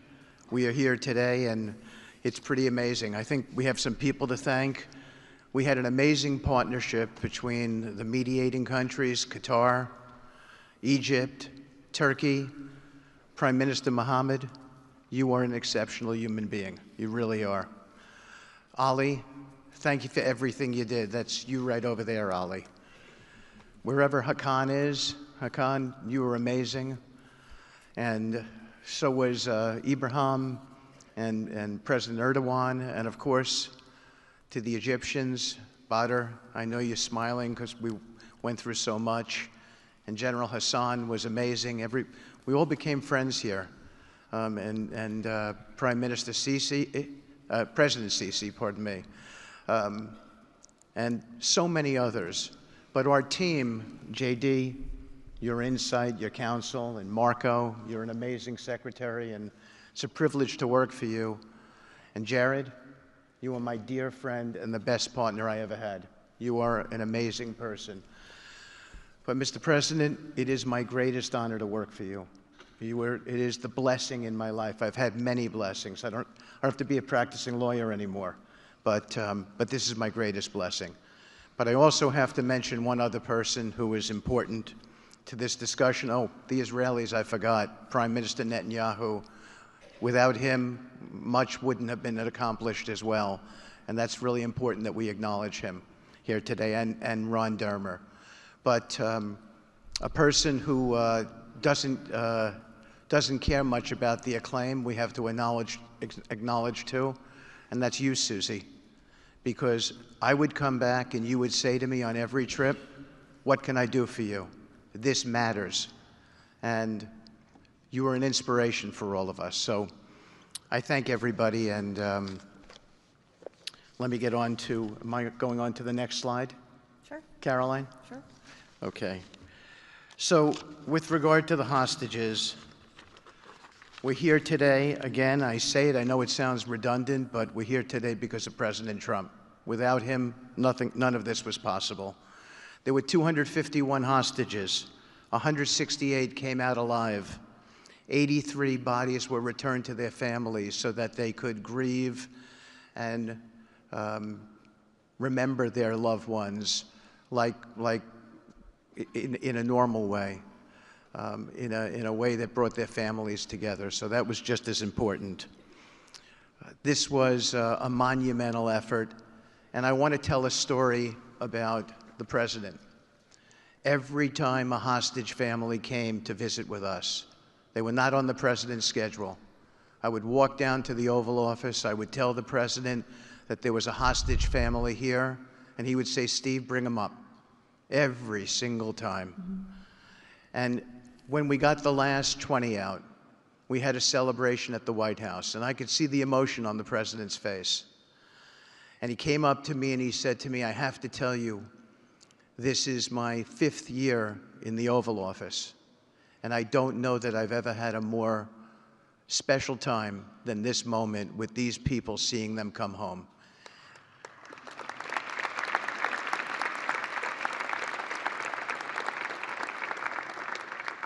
And I said to the President, you have to look around because none of them would be home without you, sir. None of them. So I only want to tell you, Mr. President, you gave me my greatest honor to work on this effort, and I thank you.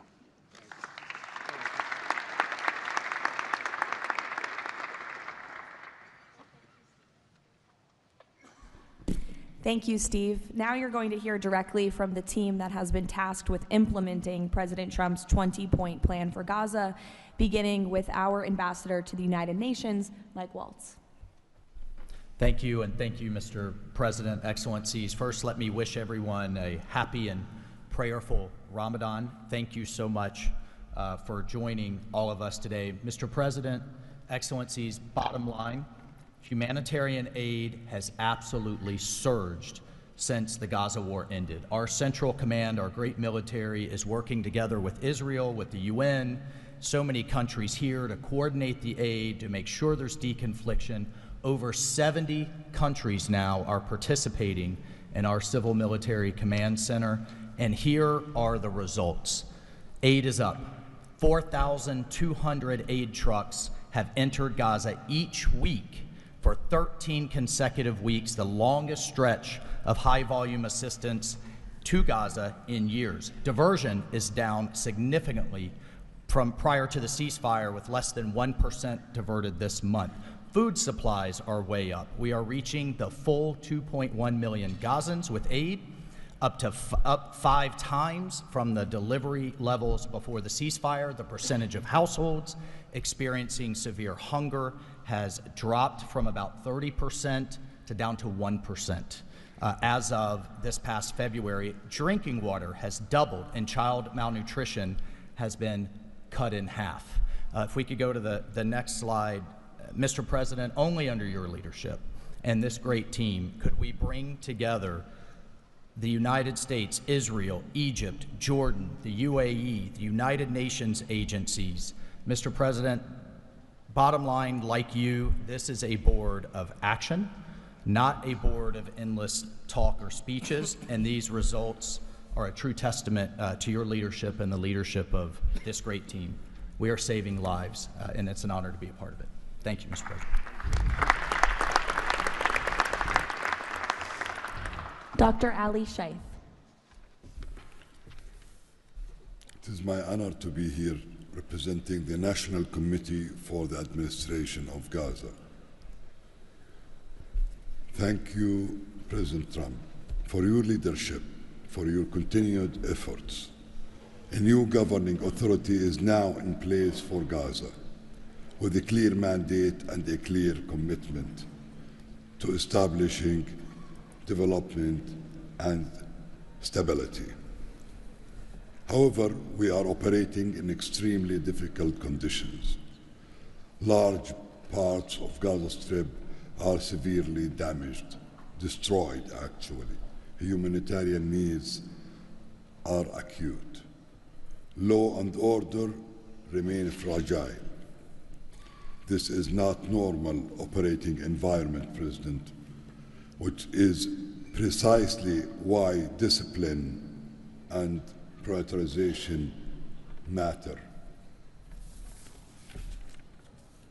Our priorities, therefore, are defined into 4 categories. First, restore security via professional civilian police under one authority, one law, and one weapon, including training and developing 5,000 Gazan police to be deployed in 60 days. Secondly, revive economic activities and livelihoods, creating decent jobs, especially for our young population. Thirdly, ensure sustainable emergency relief as described earlier. Fourthly, restore basic services including electricity, water, health and education, and last but not least is access and movement. Our mandate is simple, President, step by step to build the foundation for lasting peace, dignity and prosperity for the people of Gaza. And this is where we count on your continued leadership and support. Blessed the peacemaker. Thank you.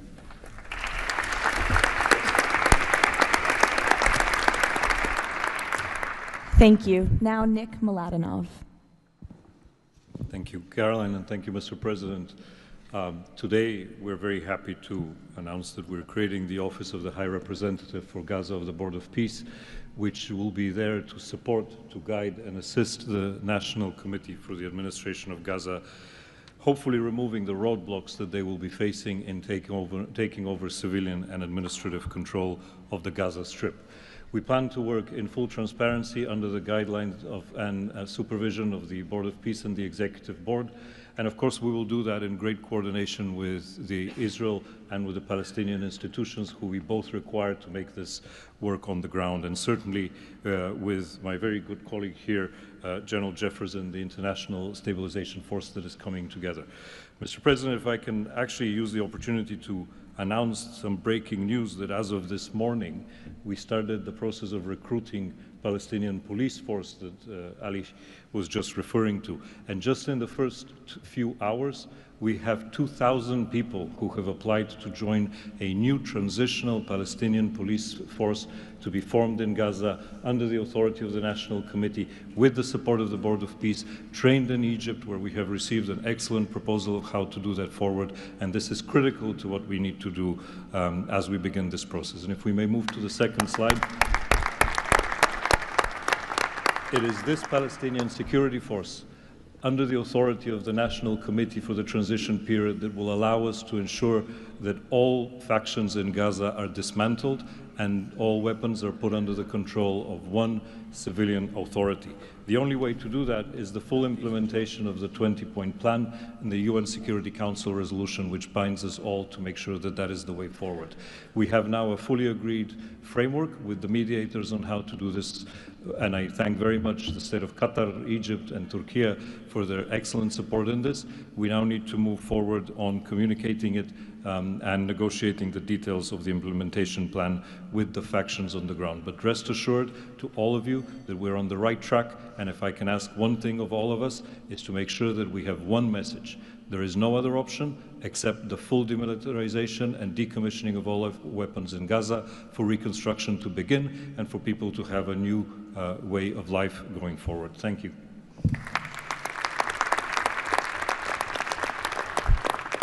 Thank you, Nick, and congratulations. Now, Major General Jasper Jeffers. Thank you, Caroline, Mr. President. It's an honor to be here today as the ISF commander. The ISF will do two things: stabilize the security environment in Gaza and enable civilian governance as established by the National Committee. For the last few months, we've had a team on the ground of U.S. military experts preparing the infrastructure for the ISF. This team's already operating from a combined joint operations center that's going to be the headquarters for the entire ISF. As you can see on our map, our plan is for the ISF to be assigned in 5 different sectors, each sector receiving 1 ISF brigade. In the short term, we plan to deploy to the Rafah sector first, in addition to the training of police. Midterm objective is to continue to expand, sector by sector, all moving to our long-term 12,000 police and 20,000 ISF soldiers. I'm incredibly pleased to announce today that the first 5 countries have committed troops to serve in the ISF: Indonesia, Morocco, Kazakhstan, Kosovo, and Albania. And 2 countries have committed to train police: Egypt and Jordan.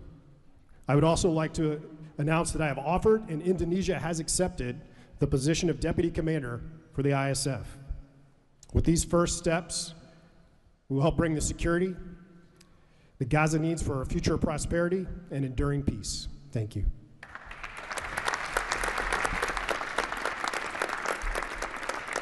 Thank you, Major General. Mr. Tony Blair. For decades, Gaza's governance has been characterized by extremism, corruption, ineffective institutions, and the complete absence of a route to prosperity for the Gazan people. Yet, as President Trump recognized, its potential has always been vast. 25 miles of Mediterranean coastline, proximity to great regional and global markets, and a young, dynamic population with a median age of 19. So today we set out profound changes necessary to rebuild Gaza for Gazans. Gaza not as it was, but as it should be, including its governance. Effective public institutions serving the people, a business environment where enterprise flourishes, an education system educating the young for tolerance and achievement, and a tech-enabled society making the most of the digital revolution. This is a vision of Gaza as part of a Middle East at peace, not a phony piece of declarations no one means and agreements no one intends to keep, but a genuine commitment to a region where, whether you're a Muslim, Jew, Christian, of any faith or none, you can rise by your own efforts and feel your government by your side, not on your back.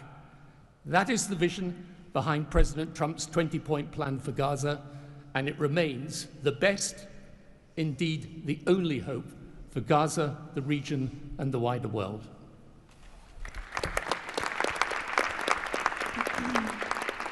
Thank you. Mr. Yakir Gabay. Hello, everybody. Thank you, Mr. President. Gaza is destroyed. We assembled here on this historic day with common vision to rebuild Gaza for the next generations. Our mission is to recycle and remove 70 million tons of rubble and UXO and hundreds of miles of tunnels, arrange for the population fast temporary housing. In parallel, to start construction of infrastructure and permanent housing.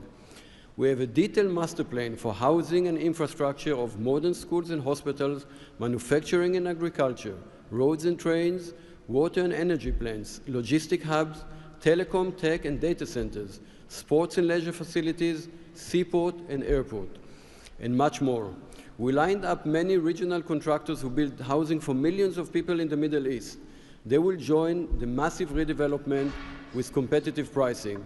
The funding is ready and will be invested in a free economy. The local population will build their own cities, which will create hundreds of thousands of jobs and will revive the economy. The Gaza coastline is 26 miles long. It can be developed as a new Mediterranean Riviera with 200 hotels and potential islands.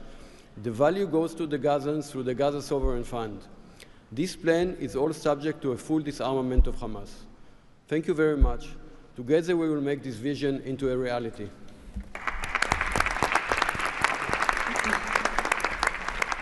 Thank you. Mr. Liren Tanmin. When we asked the NCAG what Gaza needs to unlock its potential, the answer was clear.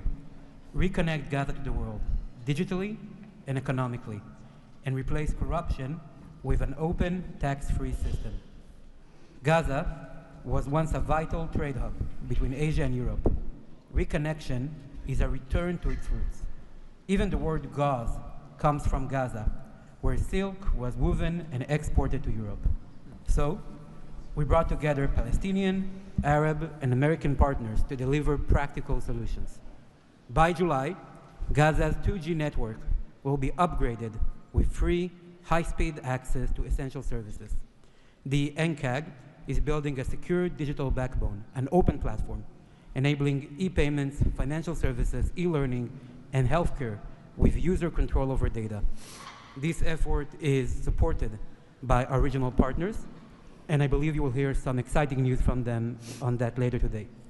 In parallel, we're advancing an Amazon-like logistics system to help Palestinian launch businesses import globally and trade securely.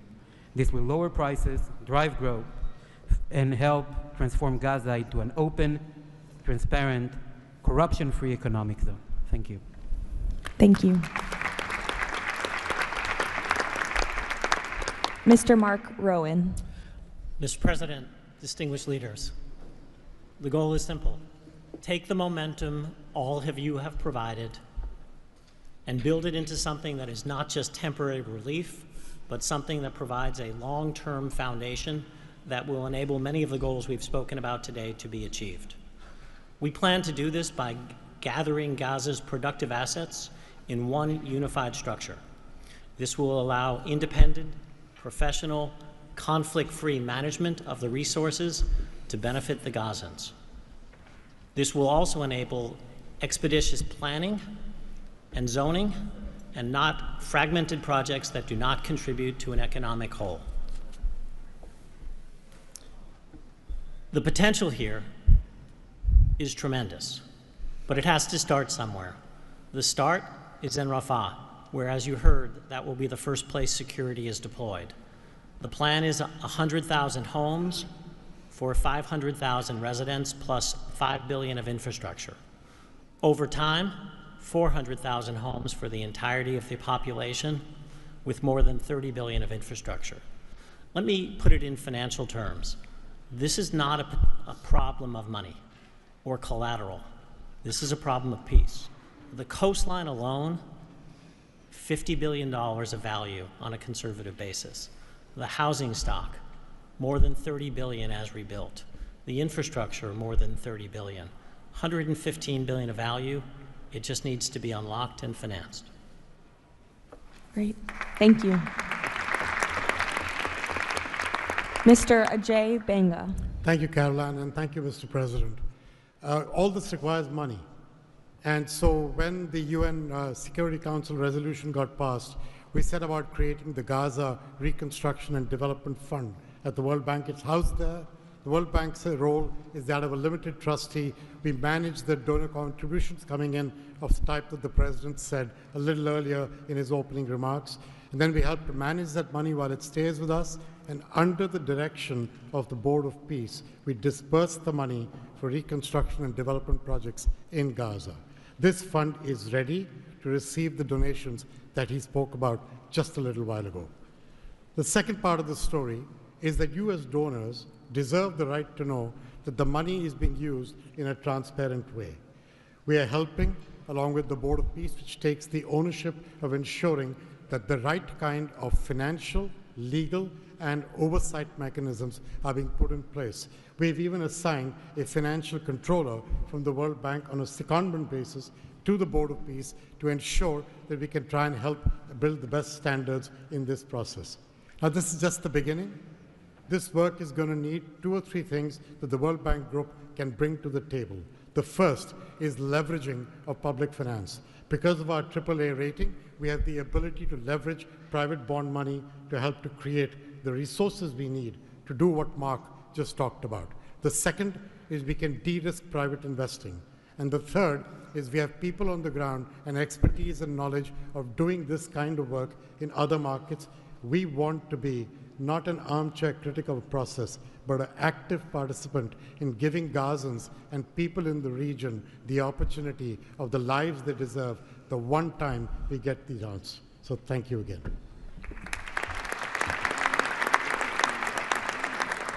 Thank you all for your tremendous work. Before we turn it over to many of the distinguished leaders who are here today, we are going to hear from Mr. Kushner to talk about the future of the Board of Peace. Thank you, Caroline, and thank you, Mr. President, Mr. Vice President, Secretary Rubio. We cannot change the past, but I think that what you're seeing today is that we can potentially change the future if we focus and do this in the right way.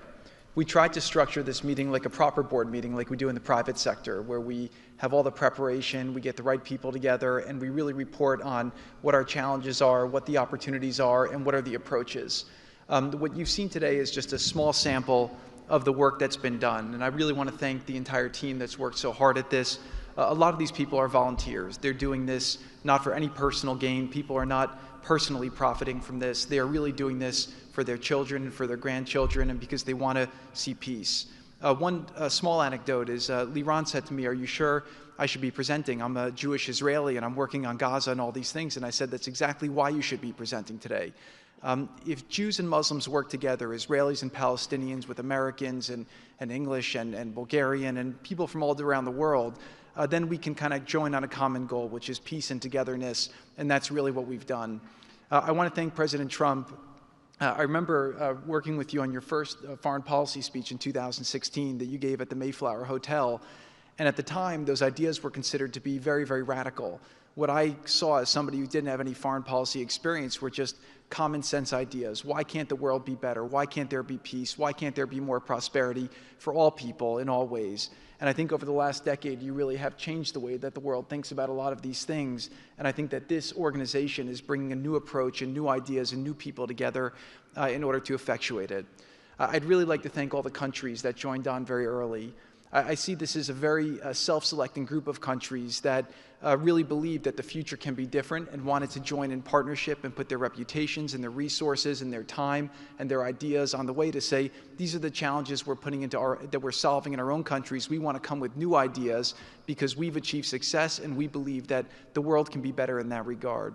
So I don't have to go through these slides in great detail, but we've secured today, even without the president's, amazing commitment, over $7 billion. As Mark said, we don't really have a resource issue here, although we are going to need everyone's support. We just need to be executing and doing this in a good way. We've dealt with the humanitarian issue. We've returned the hostages.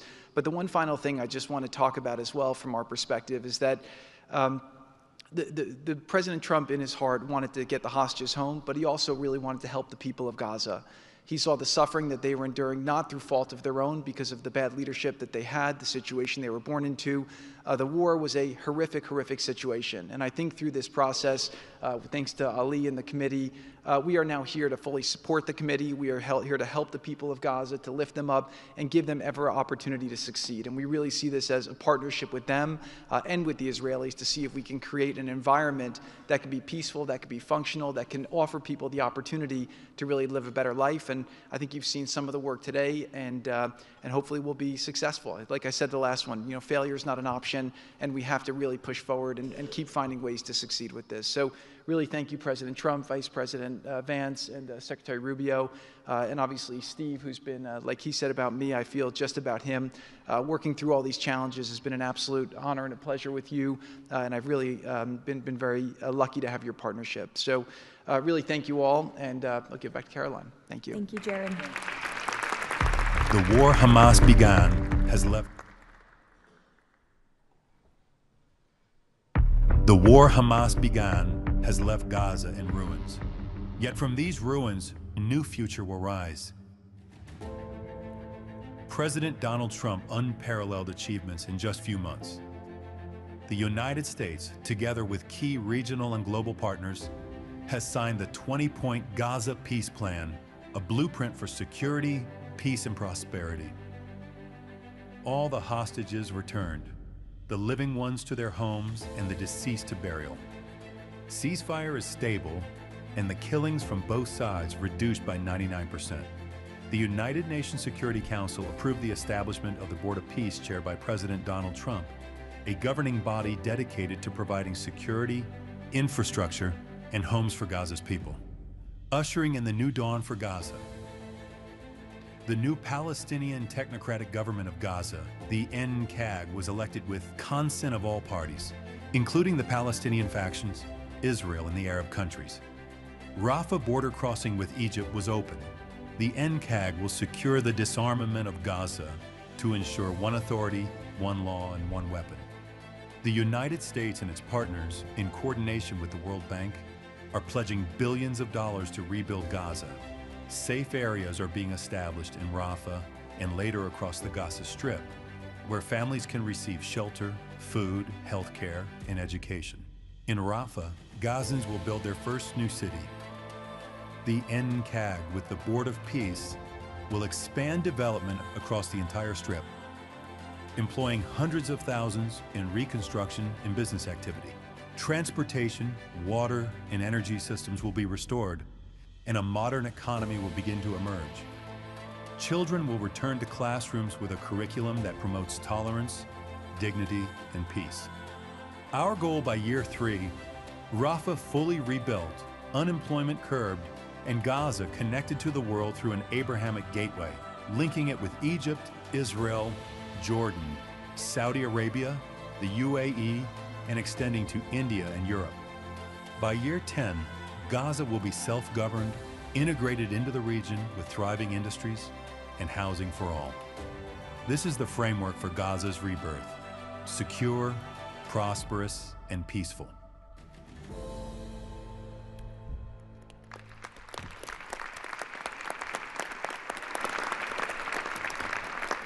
It's amazing. Now we will hear from our distinguished leaders who are here today, beginning with the King of the Kingdom of Bahrain. You're welcome. President Trump, distinguished members of the Board of Peace, it is an honor to participate in this inaugural meeting of board convened by President Donald Trump.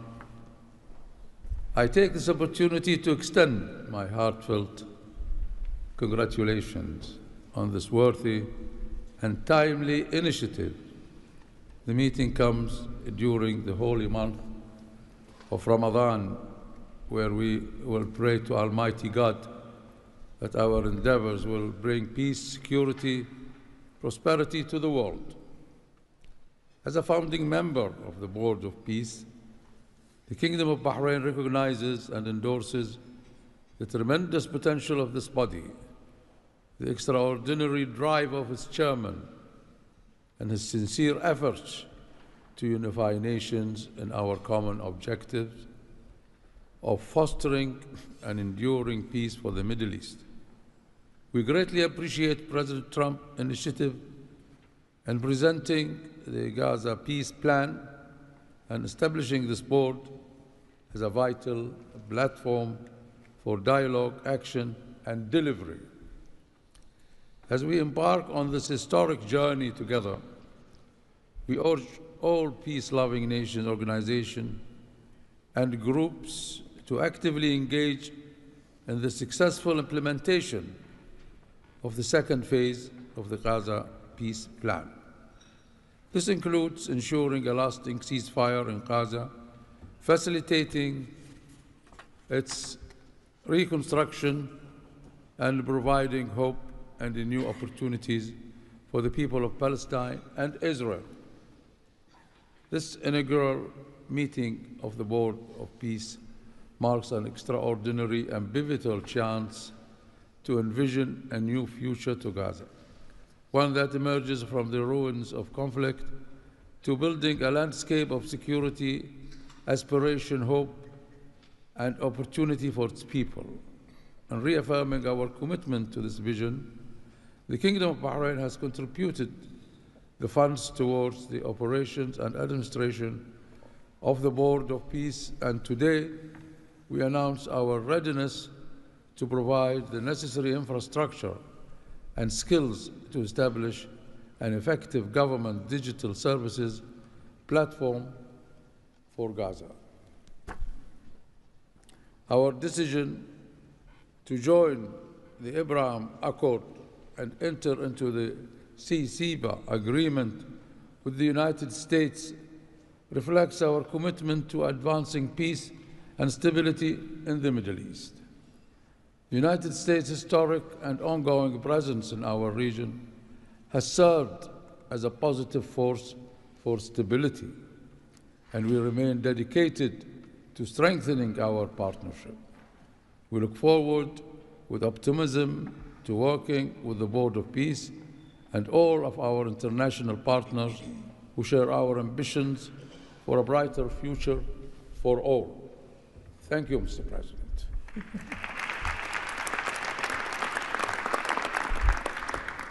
Next, the President of the Republic of Kazakhstan. Dear Mr. President, ladies and gentlemen, our meeting here at the Donald Trump U.S. Institute of Peace comes at a moment when decisive and pragmatic actions matter most. In fact, it's about making durable peace through practical, target-oriented measures, but not through endless conferences with wishful resolutions. Mr. President, your clear vision and far-sighted approach to promoting global peace and stability has inspired my country to join the Board of Peace. The Board of Peace is widely expected to respond directly to new realities by reinforcing existing multilateral efforts. The world has never seen a move like this. It is absolutely unprecedented because, in essence, peace through construction is a very innovative concept or project, and it has every chance to become a reality by our joint efforts. Therefore, Mr. President, I acknowledge and accept your conviction that lasting peace must be built on concrete actions. As our first step, we are ready to contribute a significant amount of cash finance directly to the Board of Peace without any delay. Kazakhstan is also keen to be part of the restoration and construction process through international companies with strong credentials. The program, mostly funded by our government, may include the construction of infrastructure, housing, residential complexes, schools, hospitals, and other important civilian facilities, as well as the rubble clearance. We pledge to fully accomplish our financial commitment toward the board.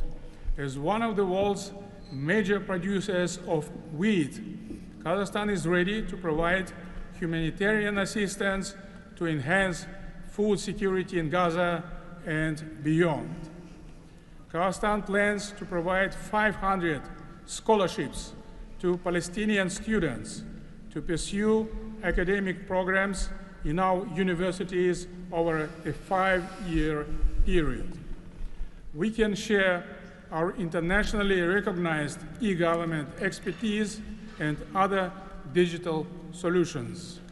Kazakhstan is willing to support the ISF by deploying military units, including medical units, and sending our observers to the Civil Military Coordination Center. Sustainable development in the Middle East requires new ways to promote peace, cooperation, and trust across the region. That's why Kazakhstan has joined the Abraham Accords. This crucial move is fully aligned with the noble mission of the Board of Peace. Both of them may constitute a solid basis for joint efforts to promote peace and security in the Middle East and to foster economic, humanitarian cooperation in the region and even beyond. Given the global nature of the board's agenda, Kazakhstan is committed to providing practical support, including through hosting meetings at different levels and scales. I also would like to propose to establish a special President Trump's Award of the Board of Peace to recognize his outstanding peace-building efforts and achievements. I am confident, Mr. President, that under your strong leadership, the Board of Peace will successfully deliver its great, noble mission. Thank you. Next, the President of the Republic of Uzbekistan. Уважаемый господин президент Трамп, ваше превосходительство, позвольте выразить искреннюю признательность президенту Соединенных Штатов Америки Дональду Трампу за созыв инаугурационного заседания Совета. Несомненно, сегодняшний саммит – это результат политической воли и прагматизма президента Трампа. Узбекистан поддержал миротворческую инициативу о создании Совета мира и твердо заявил о намерении принять практическое участие в ее успешной реализации. Убежден, что работа Совета позволит сформировать благоприятную обстановку для экономического и социального восстановления сектора Газа. При этом любой механизм внешнего управления должен непременно опираться на внутреннюю поддержку населения сектора. Скоординированные усилия всех сторон позволят обеспечить устойчивость постконфликтного процесса и создание условий для скорейшего восстановления Газы.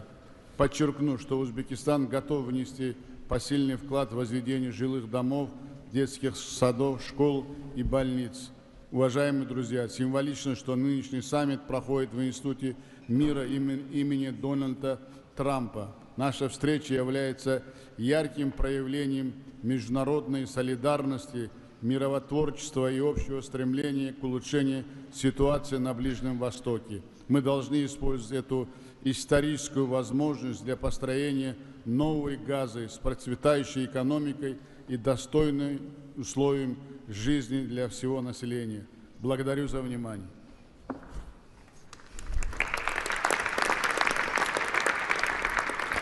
The President of the Republic of Indonesia.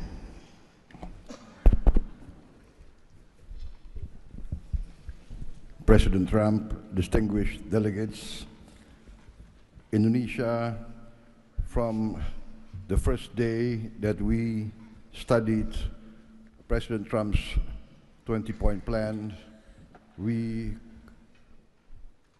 completely agree and we are fully committed to this plan, and that is why we joined the Board of Peace.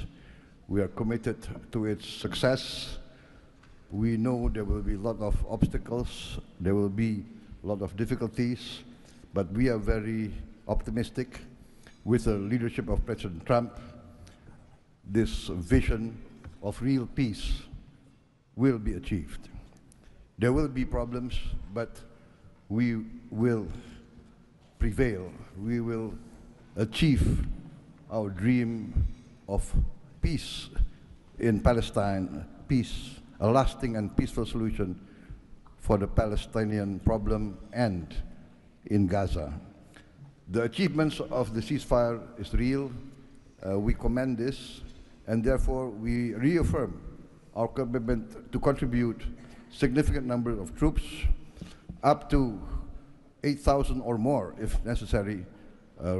We are prepared to contribute the troops to take part actively in the international stabilization force to make this peace work. Thank you very much.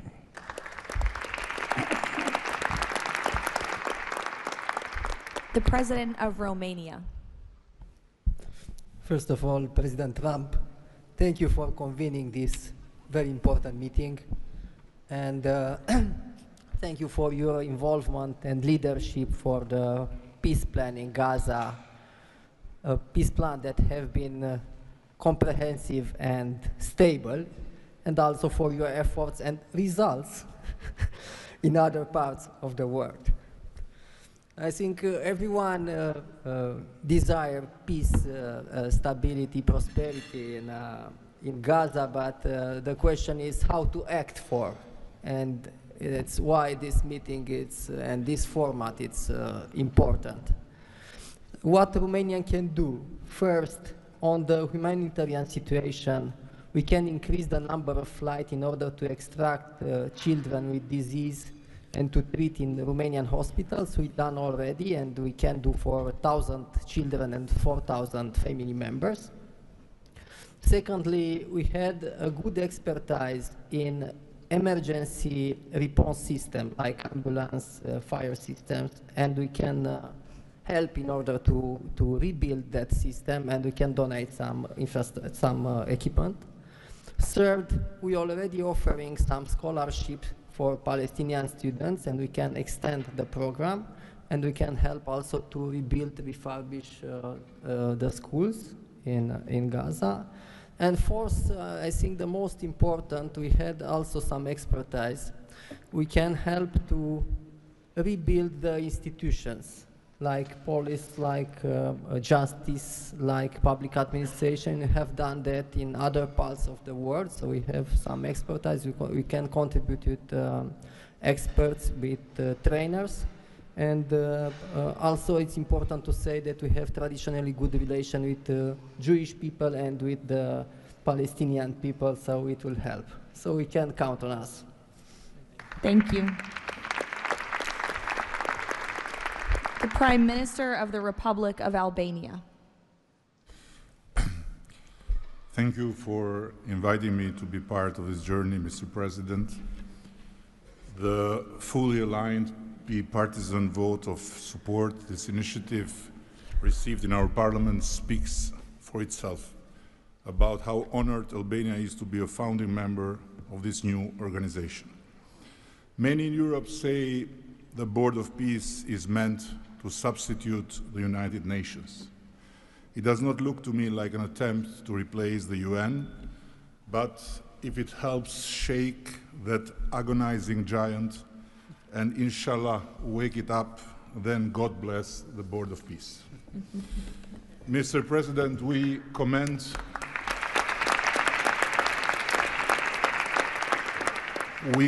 your decisive role in bringing a halt to the heartbreaking conflict in Gaza, and Albania has confirmed its participation in the stabilization force with our troops.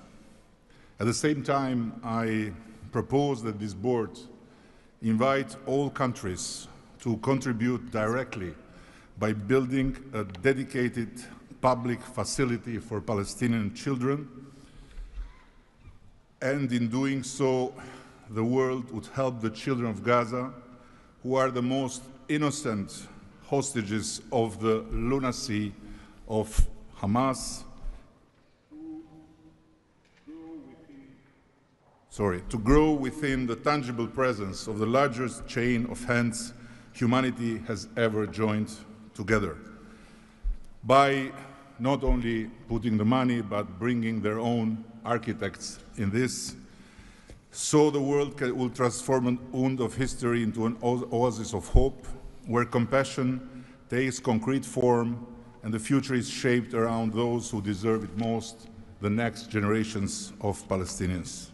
Albania will be privileged to stand in that chain. Allow me very briefly to draw your attention to another open conflict closer to home, where President Trump's leadership during his first term brought Kosovo and Serbia closer than ever to a final peace agreement. The president of Kosovo was then brutally prevented from traveling to the White House to sign that agreement in the presence of President Trump. And this was the doing of the very same Sicario prosecutor that went after President Trump himself, and for that became worldwide famous. Today, the Kosovo president have now spent 6 years in pretrial detention before a special court in The Hague, sponsored by several democratic states, some of them present here, that should be shamed of that type of international justice. Just last week, Mr. President, another prosecutor funded by this great country and its taxpayers requested 45 years of imprisonment for him, a request that sent shockwave of humiliation through an entire peace-seeking nation. At this moment, only a few months stand between a man who rose from resistance to ethnic cleansing to become a peacemaker and the potentially devastating outcome in a court that has so far failed at every step to uphold the standards of democratic justice. For the sake of God, Mr. President, let's do something before, as you say, very bad things might happen again. And again, thank you so much for including Albania in this noble initiative by bringing close friends of Israel and of the Arab countries. We very much hope to be an added value in your amazing vision.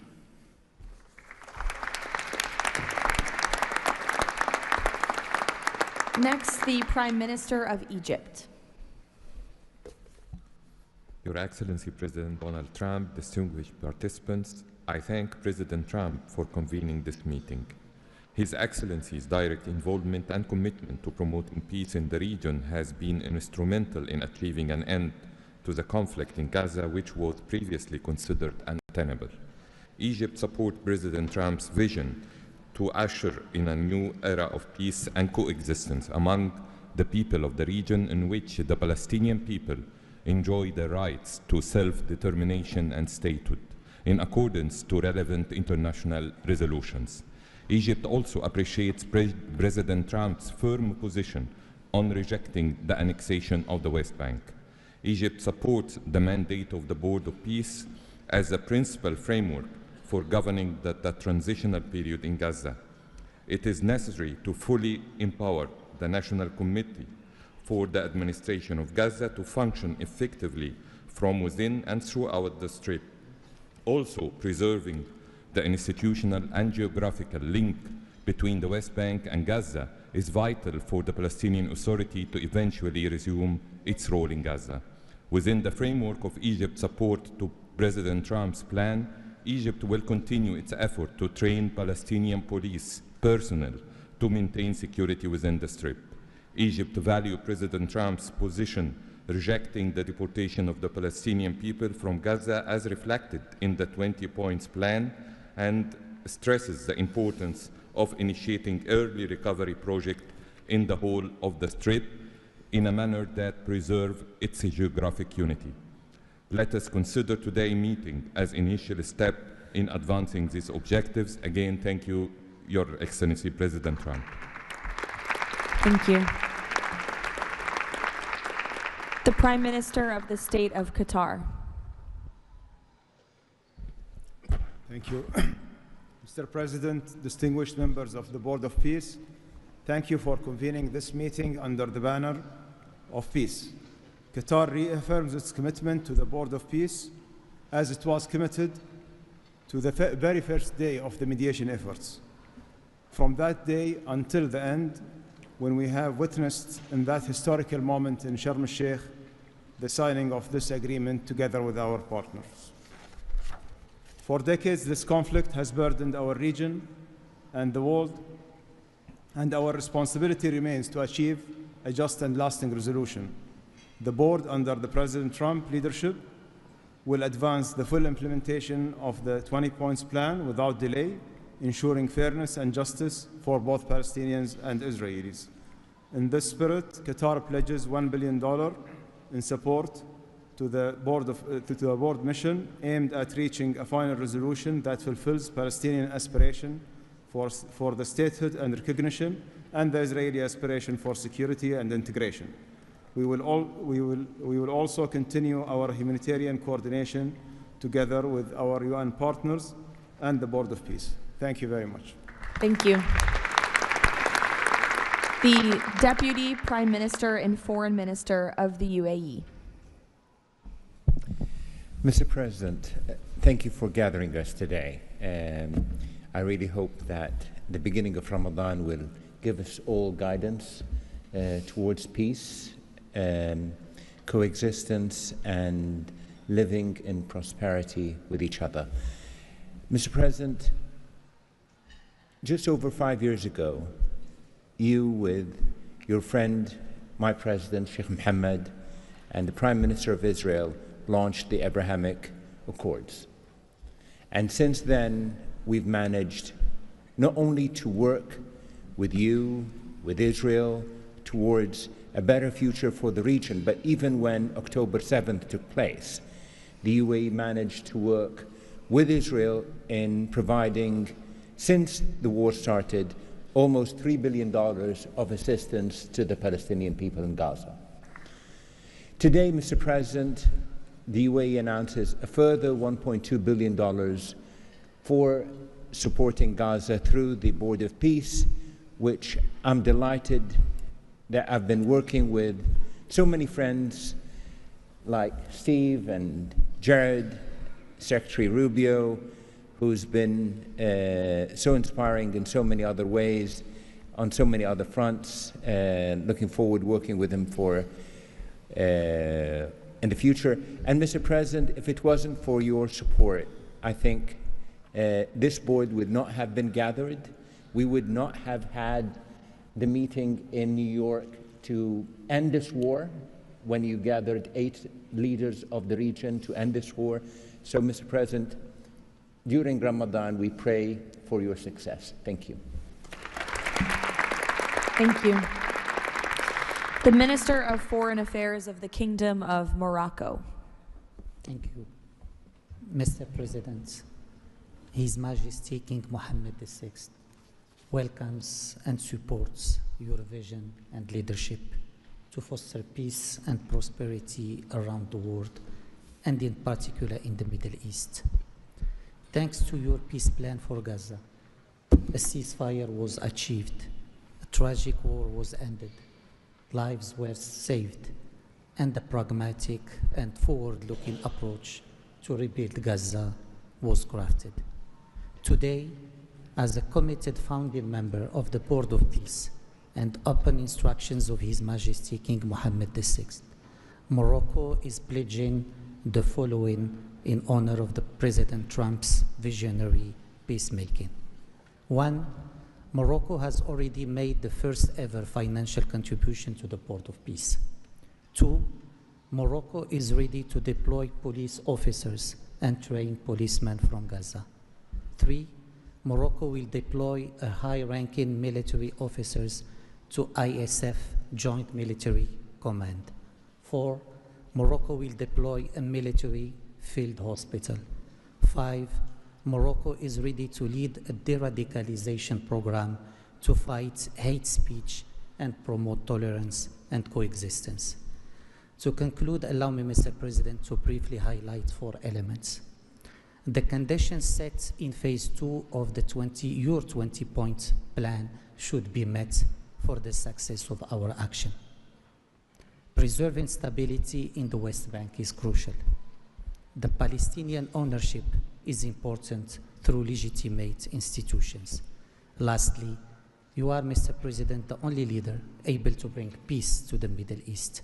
We hope that the stabilization of Gaza will help launching a global and genuine peace process based on the two-state solution. Thank you. Thank you. The Minister of Foreign Affairs of the Republic of Turkey. Mr. President, distinguished participants, after 2 years of immense suffering, ceasefire in Gaza has been achieved thanks to President Trump's personal engagement and our collective efforts. Yet the humanitarian situation remains fragile, and ceasefire violations continue to occur. A prompt, coordinated, and effective response is therefore essential. President Erdogan remains fully committed to Gaza's security, stabilization, and recovery. Turkey has already been providing immense amount of humanitarian assistance to Gaza. We can also contribute meaningfully to the rehabilitation of health and education sectors, as well as the training of the police force. In addition, we are prepared to provide troops to the International Stabilization Force. Mr. President, Turkey will continue to support your efforts towards a just and lasting peace. We remain convinced that the foundation of such peace is the two-state solution. Let us work towards that objective for the benefit of all peoples of the region. Thank you. The Minister of Foreign Affairs of the State of Kuwait. I'll be delivering my statement in Arabic. فخامة الرئيس دونالد ترامب رئيس الولايات المتحدة الأمريكية صديقة رئيس مجلس السلام أصحاب الجلالة والفخامة والسمو والمعالي الحضور الكريم السلام عليكم ورحمة الله وبركاته. أود أنقل لكم تحيات حضرة صاحب السمو الشيخ مشعل أحمد الجابر الصباح حفظه الله ورعاه أمير دولة الكويت، وتمنيات سموه بالتوفيق والنجاح لأعمال هذا المجلس. كما نتقدم بخالص الشكر لفخامة الرئيس دونالد ترامب على جهودها المقدرة والرامية إلى المساهمة في التوصل إلى إنهاء حالة الصراع بما يؤول نحو إقامة الدولة الفلسطينية المستقلة على حدود 4 يونيو لعام 1967 وعاصمتها القدس الشرقية وفقا لقرارات الشرعية الدولية بما فيها القرار 2803 ومبادرة السلام العربية. إننا نجدد دعم دولة الكويت المبدئي والثابت والتاريخي للشعب الفلسطيني الشقيق وقضيته العادلة، ولطالما كانت القضية الفلسطينية ودعمها تشكل أحد ركائز السياسة الخارجية الكويتية، الأمر الذي يحتم علينا دعم كافة الجهود والمبادرات الرامية إلى إحلال السلام بما فيها خطة فخامة الرئيس الأمريكي دونالد ترامب ذات النقاط 20، معربين عن أملنا باستمرار نجاح هذا المسار والذي يظل مرهونا بتكاتف وتضامن المجتمع الدولي. ختاما،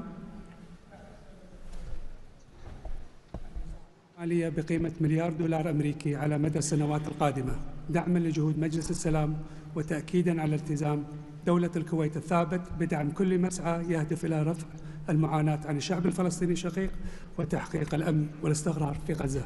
والسلام عليكم ورحمة الله وبركاته. Thank you. The Minister of State for Foreign Affairs of the Kingdom of Saudi Arabia. Thank you, Mr. President, distinguished members of the board, distinguished guests.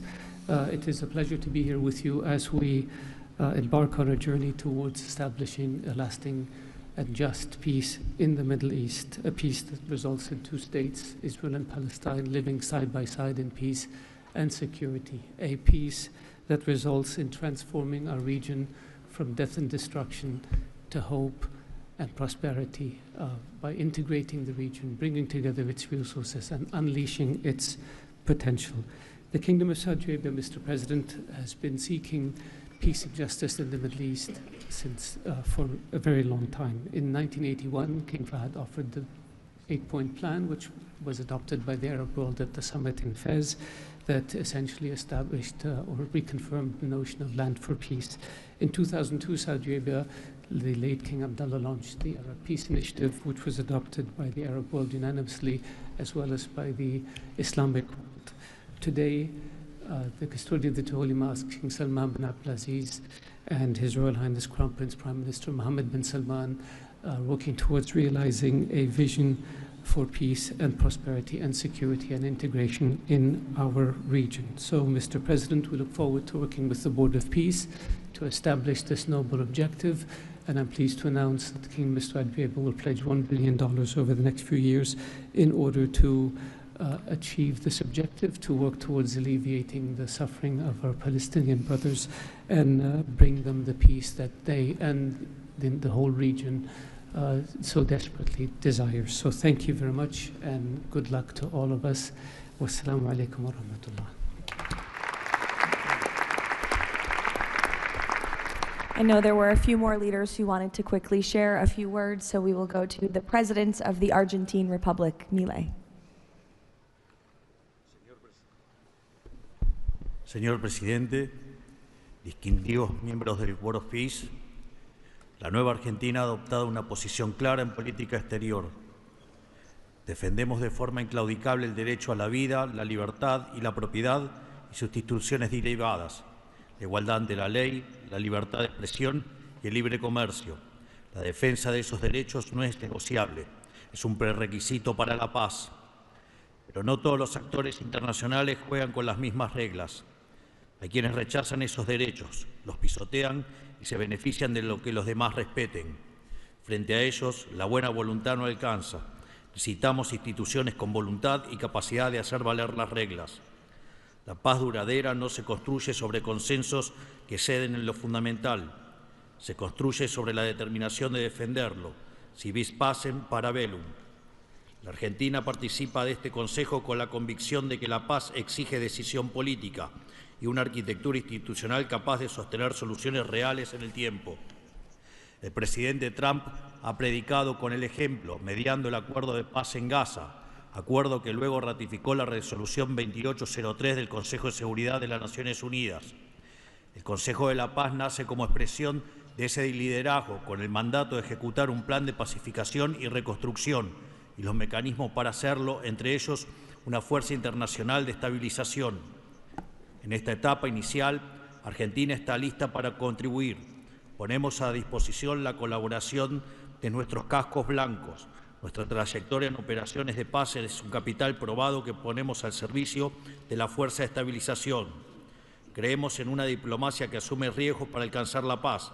Creemos en el liderazgo que enfrenta desafíos complejos con determinación, como el del presidente Trump. Y creemos que la única paz que vale la pena construir es la que descansa sobre los derechos innegociables del hombre. El Consejo de la Paz ofrece un marco para avanzar en esa dirección. La Argentina lo respalda. Muchas gracias. Thank you. The Prime Minister of Hungary, Mr. Orbán. Dear Mr. President, Excellencies, dear colleagues, first of all, let me express the appreciation of the Hungarian people to President Trump for his tireless peace efforts all around the world. Hungary is the only country to be represented here on the highest level among the founding members from the European Union. I represent a country which has been living in the neighborhood of a brutal war for the last 4 years. We all know this war would not have broken out if President Trump had been in office at that time. However, President Trump's return to office offers a great chance to multiply the peace efforts not only in Gaza, but in Ukraine as well. We in Europe understand clearly that the security situation in the Middle East, and especially in Gaza, has a significant impact on the security of Europe. Therefore, our participation in the Board of Peace is not only based on principle, but also on our own security interest. Let me also share with you that there is serious talks going on in Europe about the Board of Peace and its future role. We understand that during the recent decades, International organizations have failed to fulfill their role to preserve peace and stability worldwide. Therefore, new initiatives are needed to bring forward the issue of peace globally. We are sure that President Trump's initiative to establish the Board of Peace is such a step to the right direction. President, we are proud to be among the founding members, and we are happy to be in such a great company. Thank you very much. Thank you. President Peña of Paraguay, who tapped my shoulder, wants to say a few words. Yes, thank you, Caroline. Thank you, President Trump. Thank you for bringing hope again, President Trump. I think that of the many things that you have achieved in the last 12 months as President of the U.S., I think the greatest thing, and I'm probably the youngest head of state here, is hope, President. We have lost hope about solving problems for many, many decades. A system that was broken, a system that was not able to bring solutions. Now we're seeing that thanks from your leadership, we are solving the issues. I come from a country that 160 years ago faced extinction. We went to a war against our neighbor and we lost 60% of our territory and 90% of the male population. So we know on our own flesh the hardship and all the difficulties of war. That's why Paraguay is so proud to be a founding member of the Board of Peace, and we're here to collaborate. Maybe we are not going to be the country that's going to bring the more money or the more security forces, but I think that there is a lot that all of the countries can bring to the table to solve these issues. Paraguay, together with a handful of countries, have been supporting Israel, and we will continue to do so. But we come here with an open heart to work for peace. And today is Gaza, tomorrow will be another conflict area in the world, but we need to solve each of all these conflicts, and I really appreciate the leadership that you have taken, President. Paraguay stands ready to collaborate next to you. We're going to continue to support the U.S. initiative. Probably the only day that we're not going to be able to support the USA is going to be on June 12th, because Paraguay is going to be facing the U.S. in the World Cup.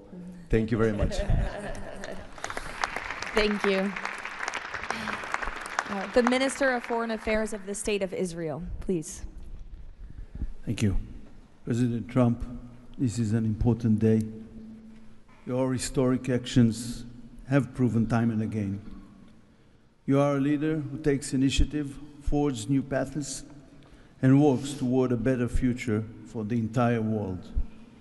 Your visionary leadership, alongside with Prime Minister Netanyahu's resolve, brought all our hostages home from Gaza. Thank you for that.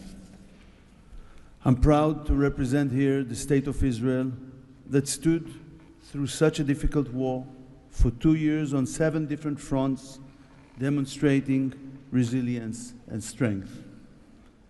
As I stand here, I recall the 925 brave soldiers that gave their lives in a war against pure evil, Hamas, Islamic Jihad, and Hezbollah. These are the best people. To them, we owe our existence and all our achievements. They will not be forgotten. I think of them and their families who paid the heaviest price. Since Hamas violently took over Gaza in 2007, it built the largest terror state in the world with huge terror infrastructure above and below ground. October 7 was the peak of Hamas' ongoing terror campaign through decades. Hamas raped and murdered women, killed children in front of their parents and parents in front of their children, burned whole families alive. That terrible day will not be forgotten, and we must act to ensure it never repeats itself.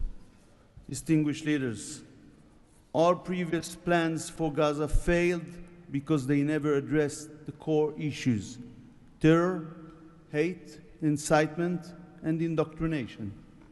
At the heart of President Trump's comprehensive plan are the disarmament of Hamas and Islamic Jihad, demilitarization of Gaza Strip, and de-radicalization of Palestinian society there. It's the first plan to address the root of the problem. We support it and are working and will work toward its success. As Mr. Mladenov emphasized, Hamas must be disarmed. That includes all its weapons, its terror infrastructure, underground tunnel network, and weapons production facilities must all be dismantled. As the plan emphasized, there must be a fundamental de-radicalization process. The infrastructure that indoctrinates Palestinian children to hate and kill Jews in educational and religious institutes should no longer exist. All those are important not only for the Israelis.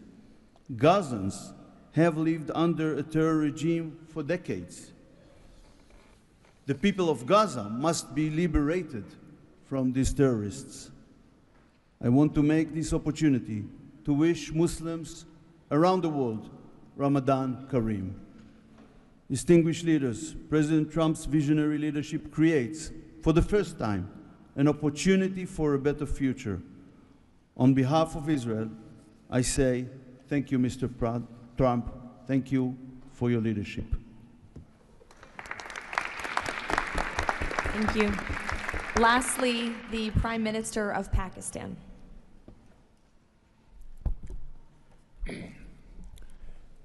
Bismillah ar-Rahman ar-Rahim.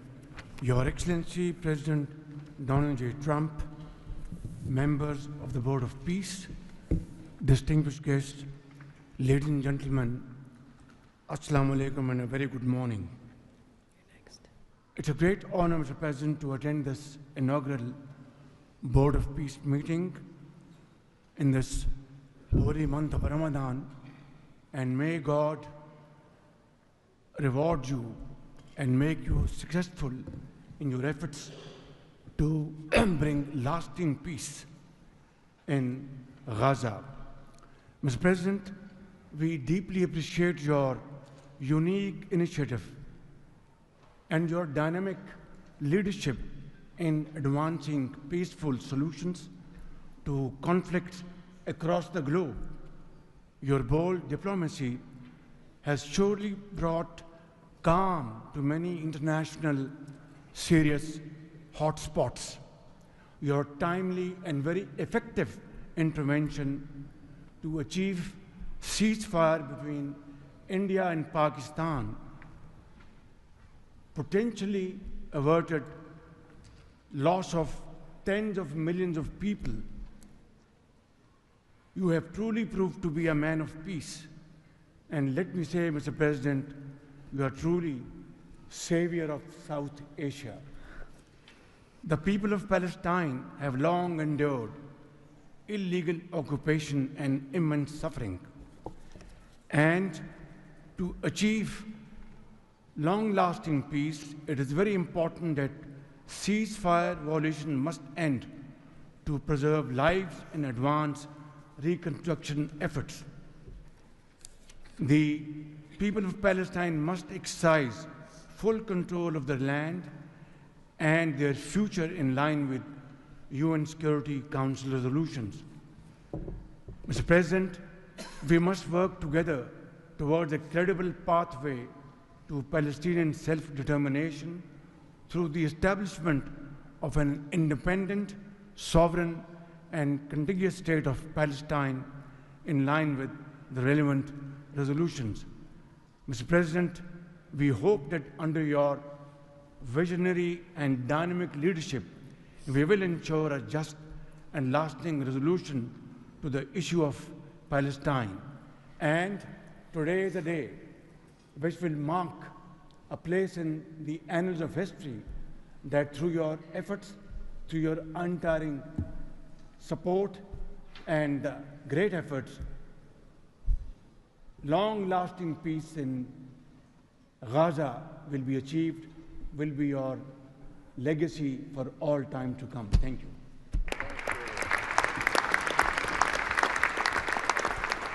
Thank you.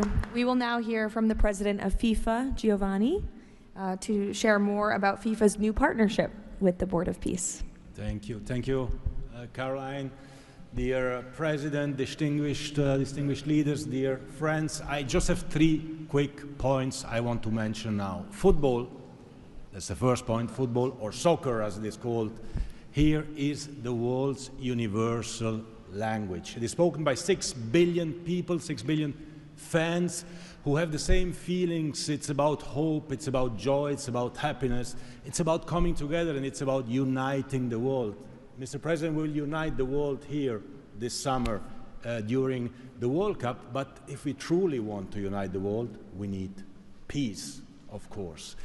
And this brings me to the second point, because today we announce a true partnership between the Board of Peace and FIFA, and I'm very proud and very happy to announce this. After having heard your presentations in Davos, I was feeling that we need to help, we need to do something. Everyone has to support peace. Everyone in this room, Mr. President, everyone outside of this room who would like to be in this room has to support peace as well.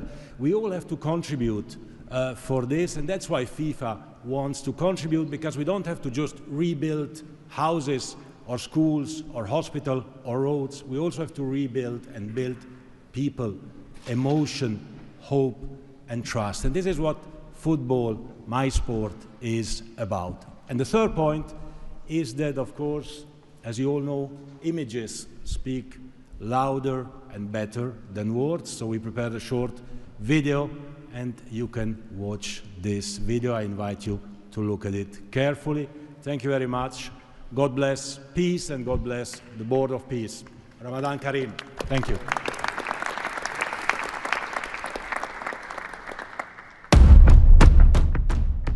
In a world where conflict has silenced playgrounds and broken routines, there is one language that still unites hearts: football.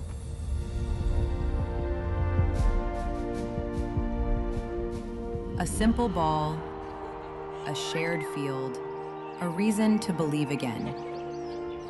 Today, FIFA and the Board of Peace come together to turn football into a bridge toward peace, dignity, and hope.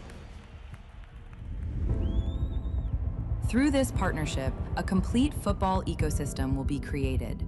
FIFA and the Board of Peace will build football pitches, FIFA arenas, academies, and stadiums. This initiative will support the creation of leagues at youth, amateur, and regional level, strengthening community engagement both on and off the pitch. It will also generate diverse professional opportunities, supporting the development of local talent not only on the field, but across all areas that bring football to life. Football does more than create players and coaches. It rebuilds confidence, restores routine, reopens doors to education, teamwork, and belonging. Local communities take the lead.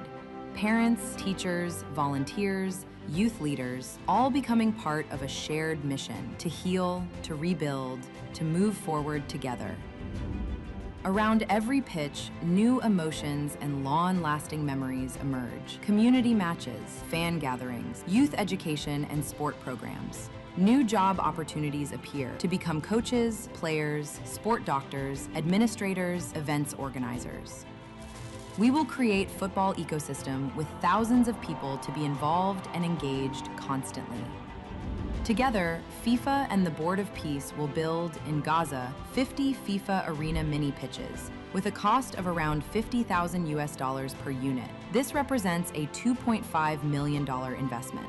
5 full-size pitches in 5 different districts at around $1 million per pitch. A FIFA academy with an estimated investment of $15 million. And a national stadium for 20,000 to 25,000 spectators, valued at around $50 million. These investments will create a complete football ecosystem designed to support communities and future generations. FIFA and the Board of Peace, united for football, committed to peace.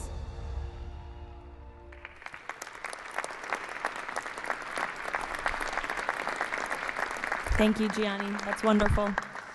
In advance of today's meeting, members of the Board of Peace were asked to vote on a resolution establishing the principles of financial integrity and transparency that will guide the board's work, and that resolution has passed unanimously. So now President Trump, as chairman of the board, will sign the resolution in the presence of a quorum of the board.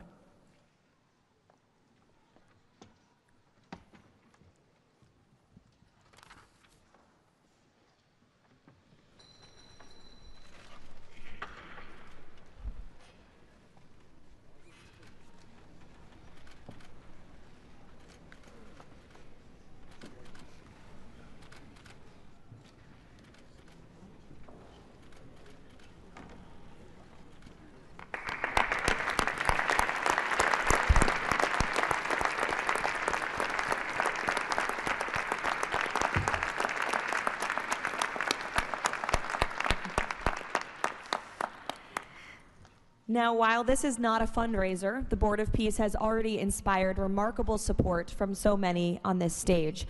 As President Trump announced earlier, total pledges exceed $6.5 billion in relief and rebuilding in Gaza, and thousands of personnel have been committed to help preserve the ceasefire and secure enduring peace.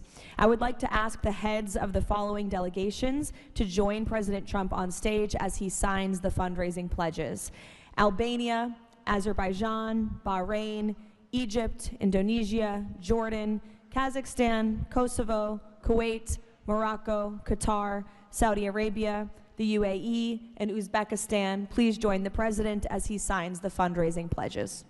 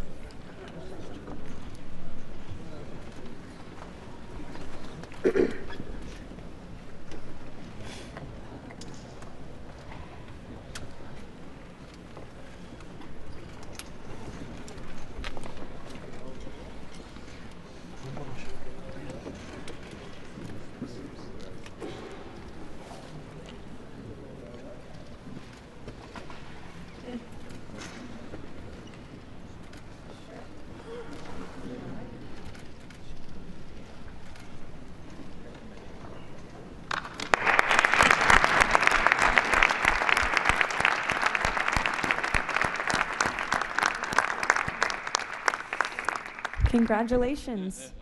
Now, President Trump, if you would like to say a few words to conclude, and then you have the honor of gaveling out the first ever Board of Peace meeting. Well, thank you very much, Caroline. And I will say that this has been, I think, will maybe be one of, if not the most important day of our careers. And we've had some pretty good careers up here, but this is something very special. And we're going to straighten out Gaza. We're going to make Gaza very successful and safe. And we're also going to maybe take it a step further where we see hot spots around the world. We can probably do that very easily. This is a tremendous group of powerful people and brilliant people. And I think that we can do things that a lot of other people would not be able to even conceive of or think of. We will help Gaza. We will straighten it out. We will make it successful. We will make it peaceful. And we will do things like that in other spots. Spots will come up. Things will happen that nobody's even thinking about now and not even conceivable. But we will take care of a lot of things, and we'll work again with the United Nations and bring it back to health. It needs help. It's got tremendous potential, but it needs a lot of help. And I think we can start with doing that pretty soon, Michael. I think we're going to work on that very strongly. We can fix up even the building physically. I love to see beautiful buildings. I like to see buildings fixed up physically, not look like they are in disrepair. We don't like that. So we're going to do a job with the United Nations. We're going to have some very good people, and you have some very good people there right now, but we're going to put some extra people in, and we're going to have it help us. But most importantly for today, the Board of Peace is going to lead the way in Gaza. We're going to make Gaza an example of success and safety and unity. And it's an honor that you're here. And I want to thank the media for being so respectful. You're really amazing. It's given the Board of Peace the respect it deserves. These are the most powerful people in the world, the richest people in the world through their countries. And they have made a tremendous commitment, and the United States likewise has made a tremendous commitment. Thank you to everybody for your involvement, and we look forward to working with you over the years for many, many reasons, many very, very good humanitarian reasons. Thank you all. Thank you very much. Thank you. Thank you, Mr. President. Thank you. Thank you, everybody. Ready? We'll take it with us. Thank you, everybody.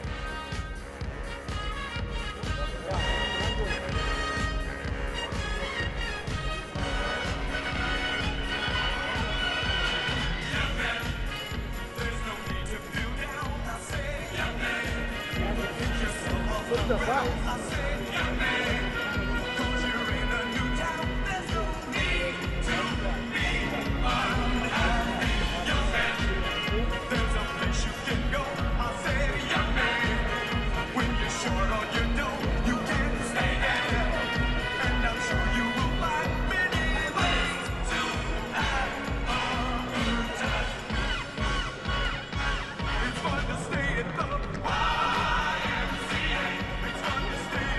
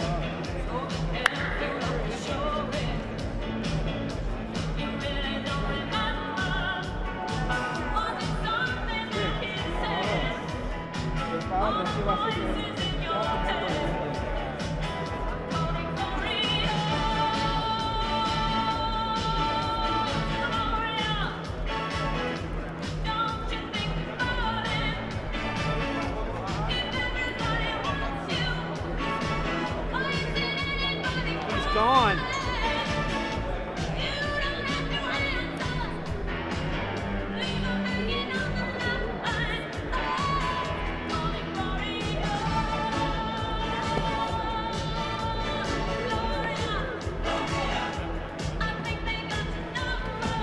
Okay.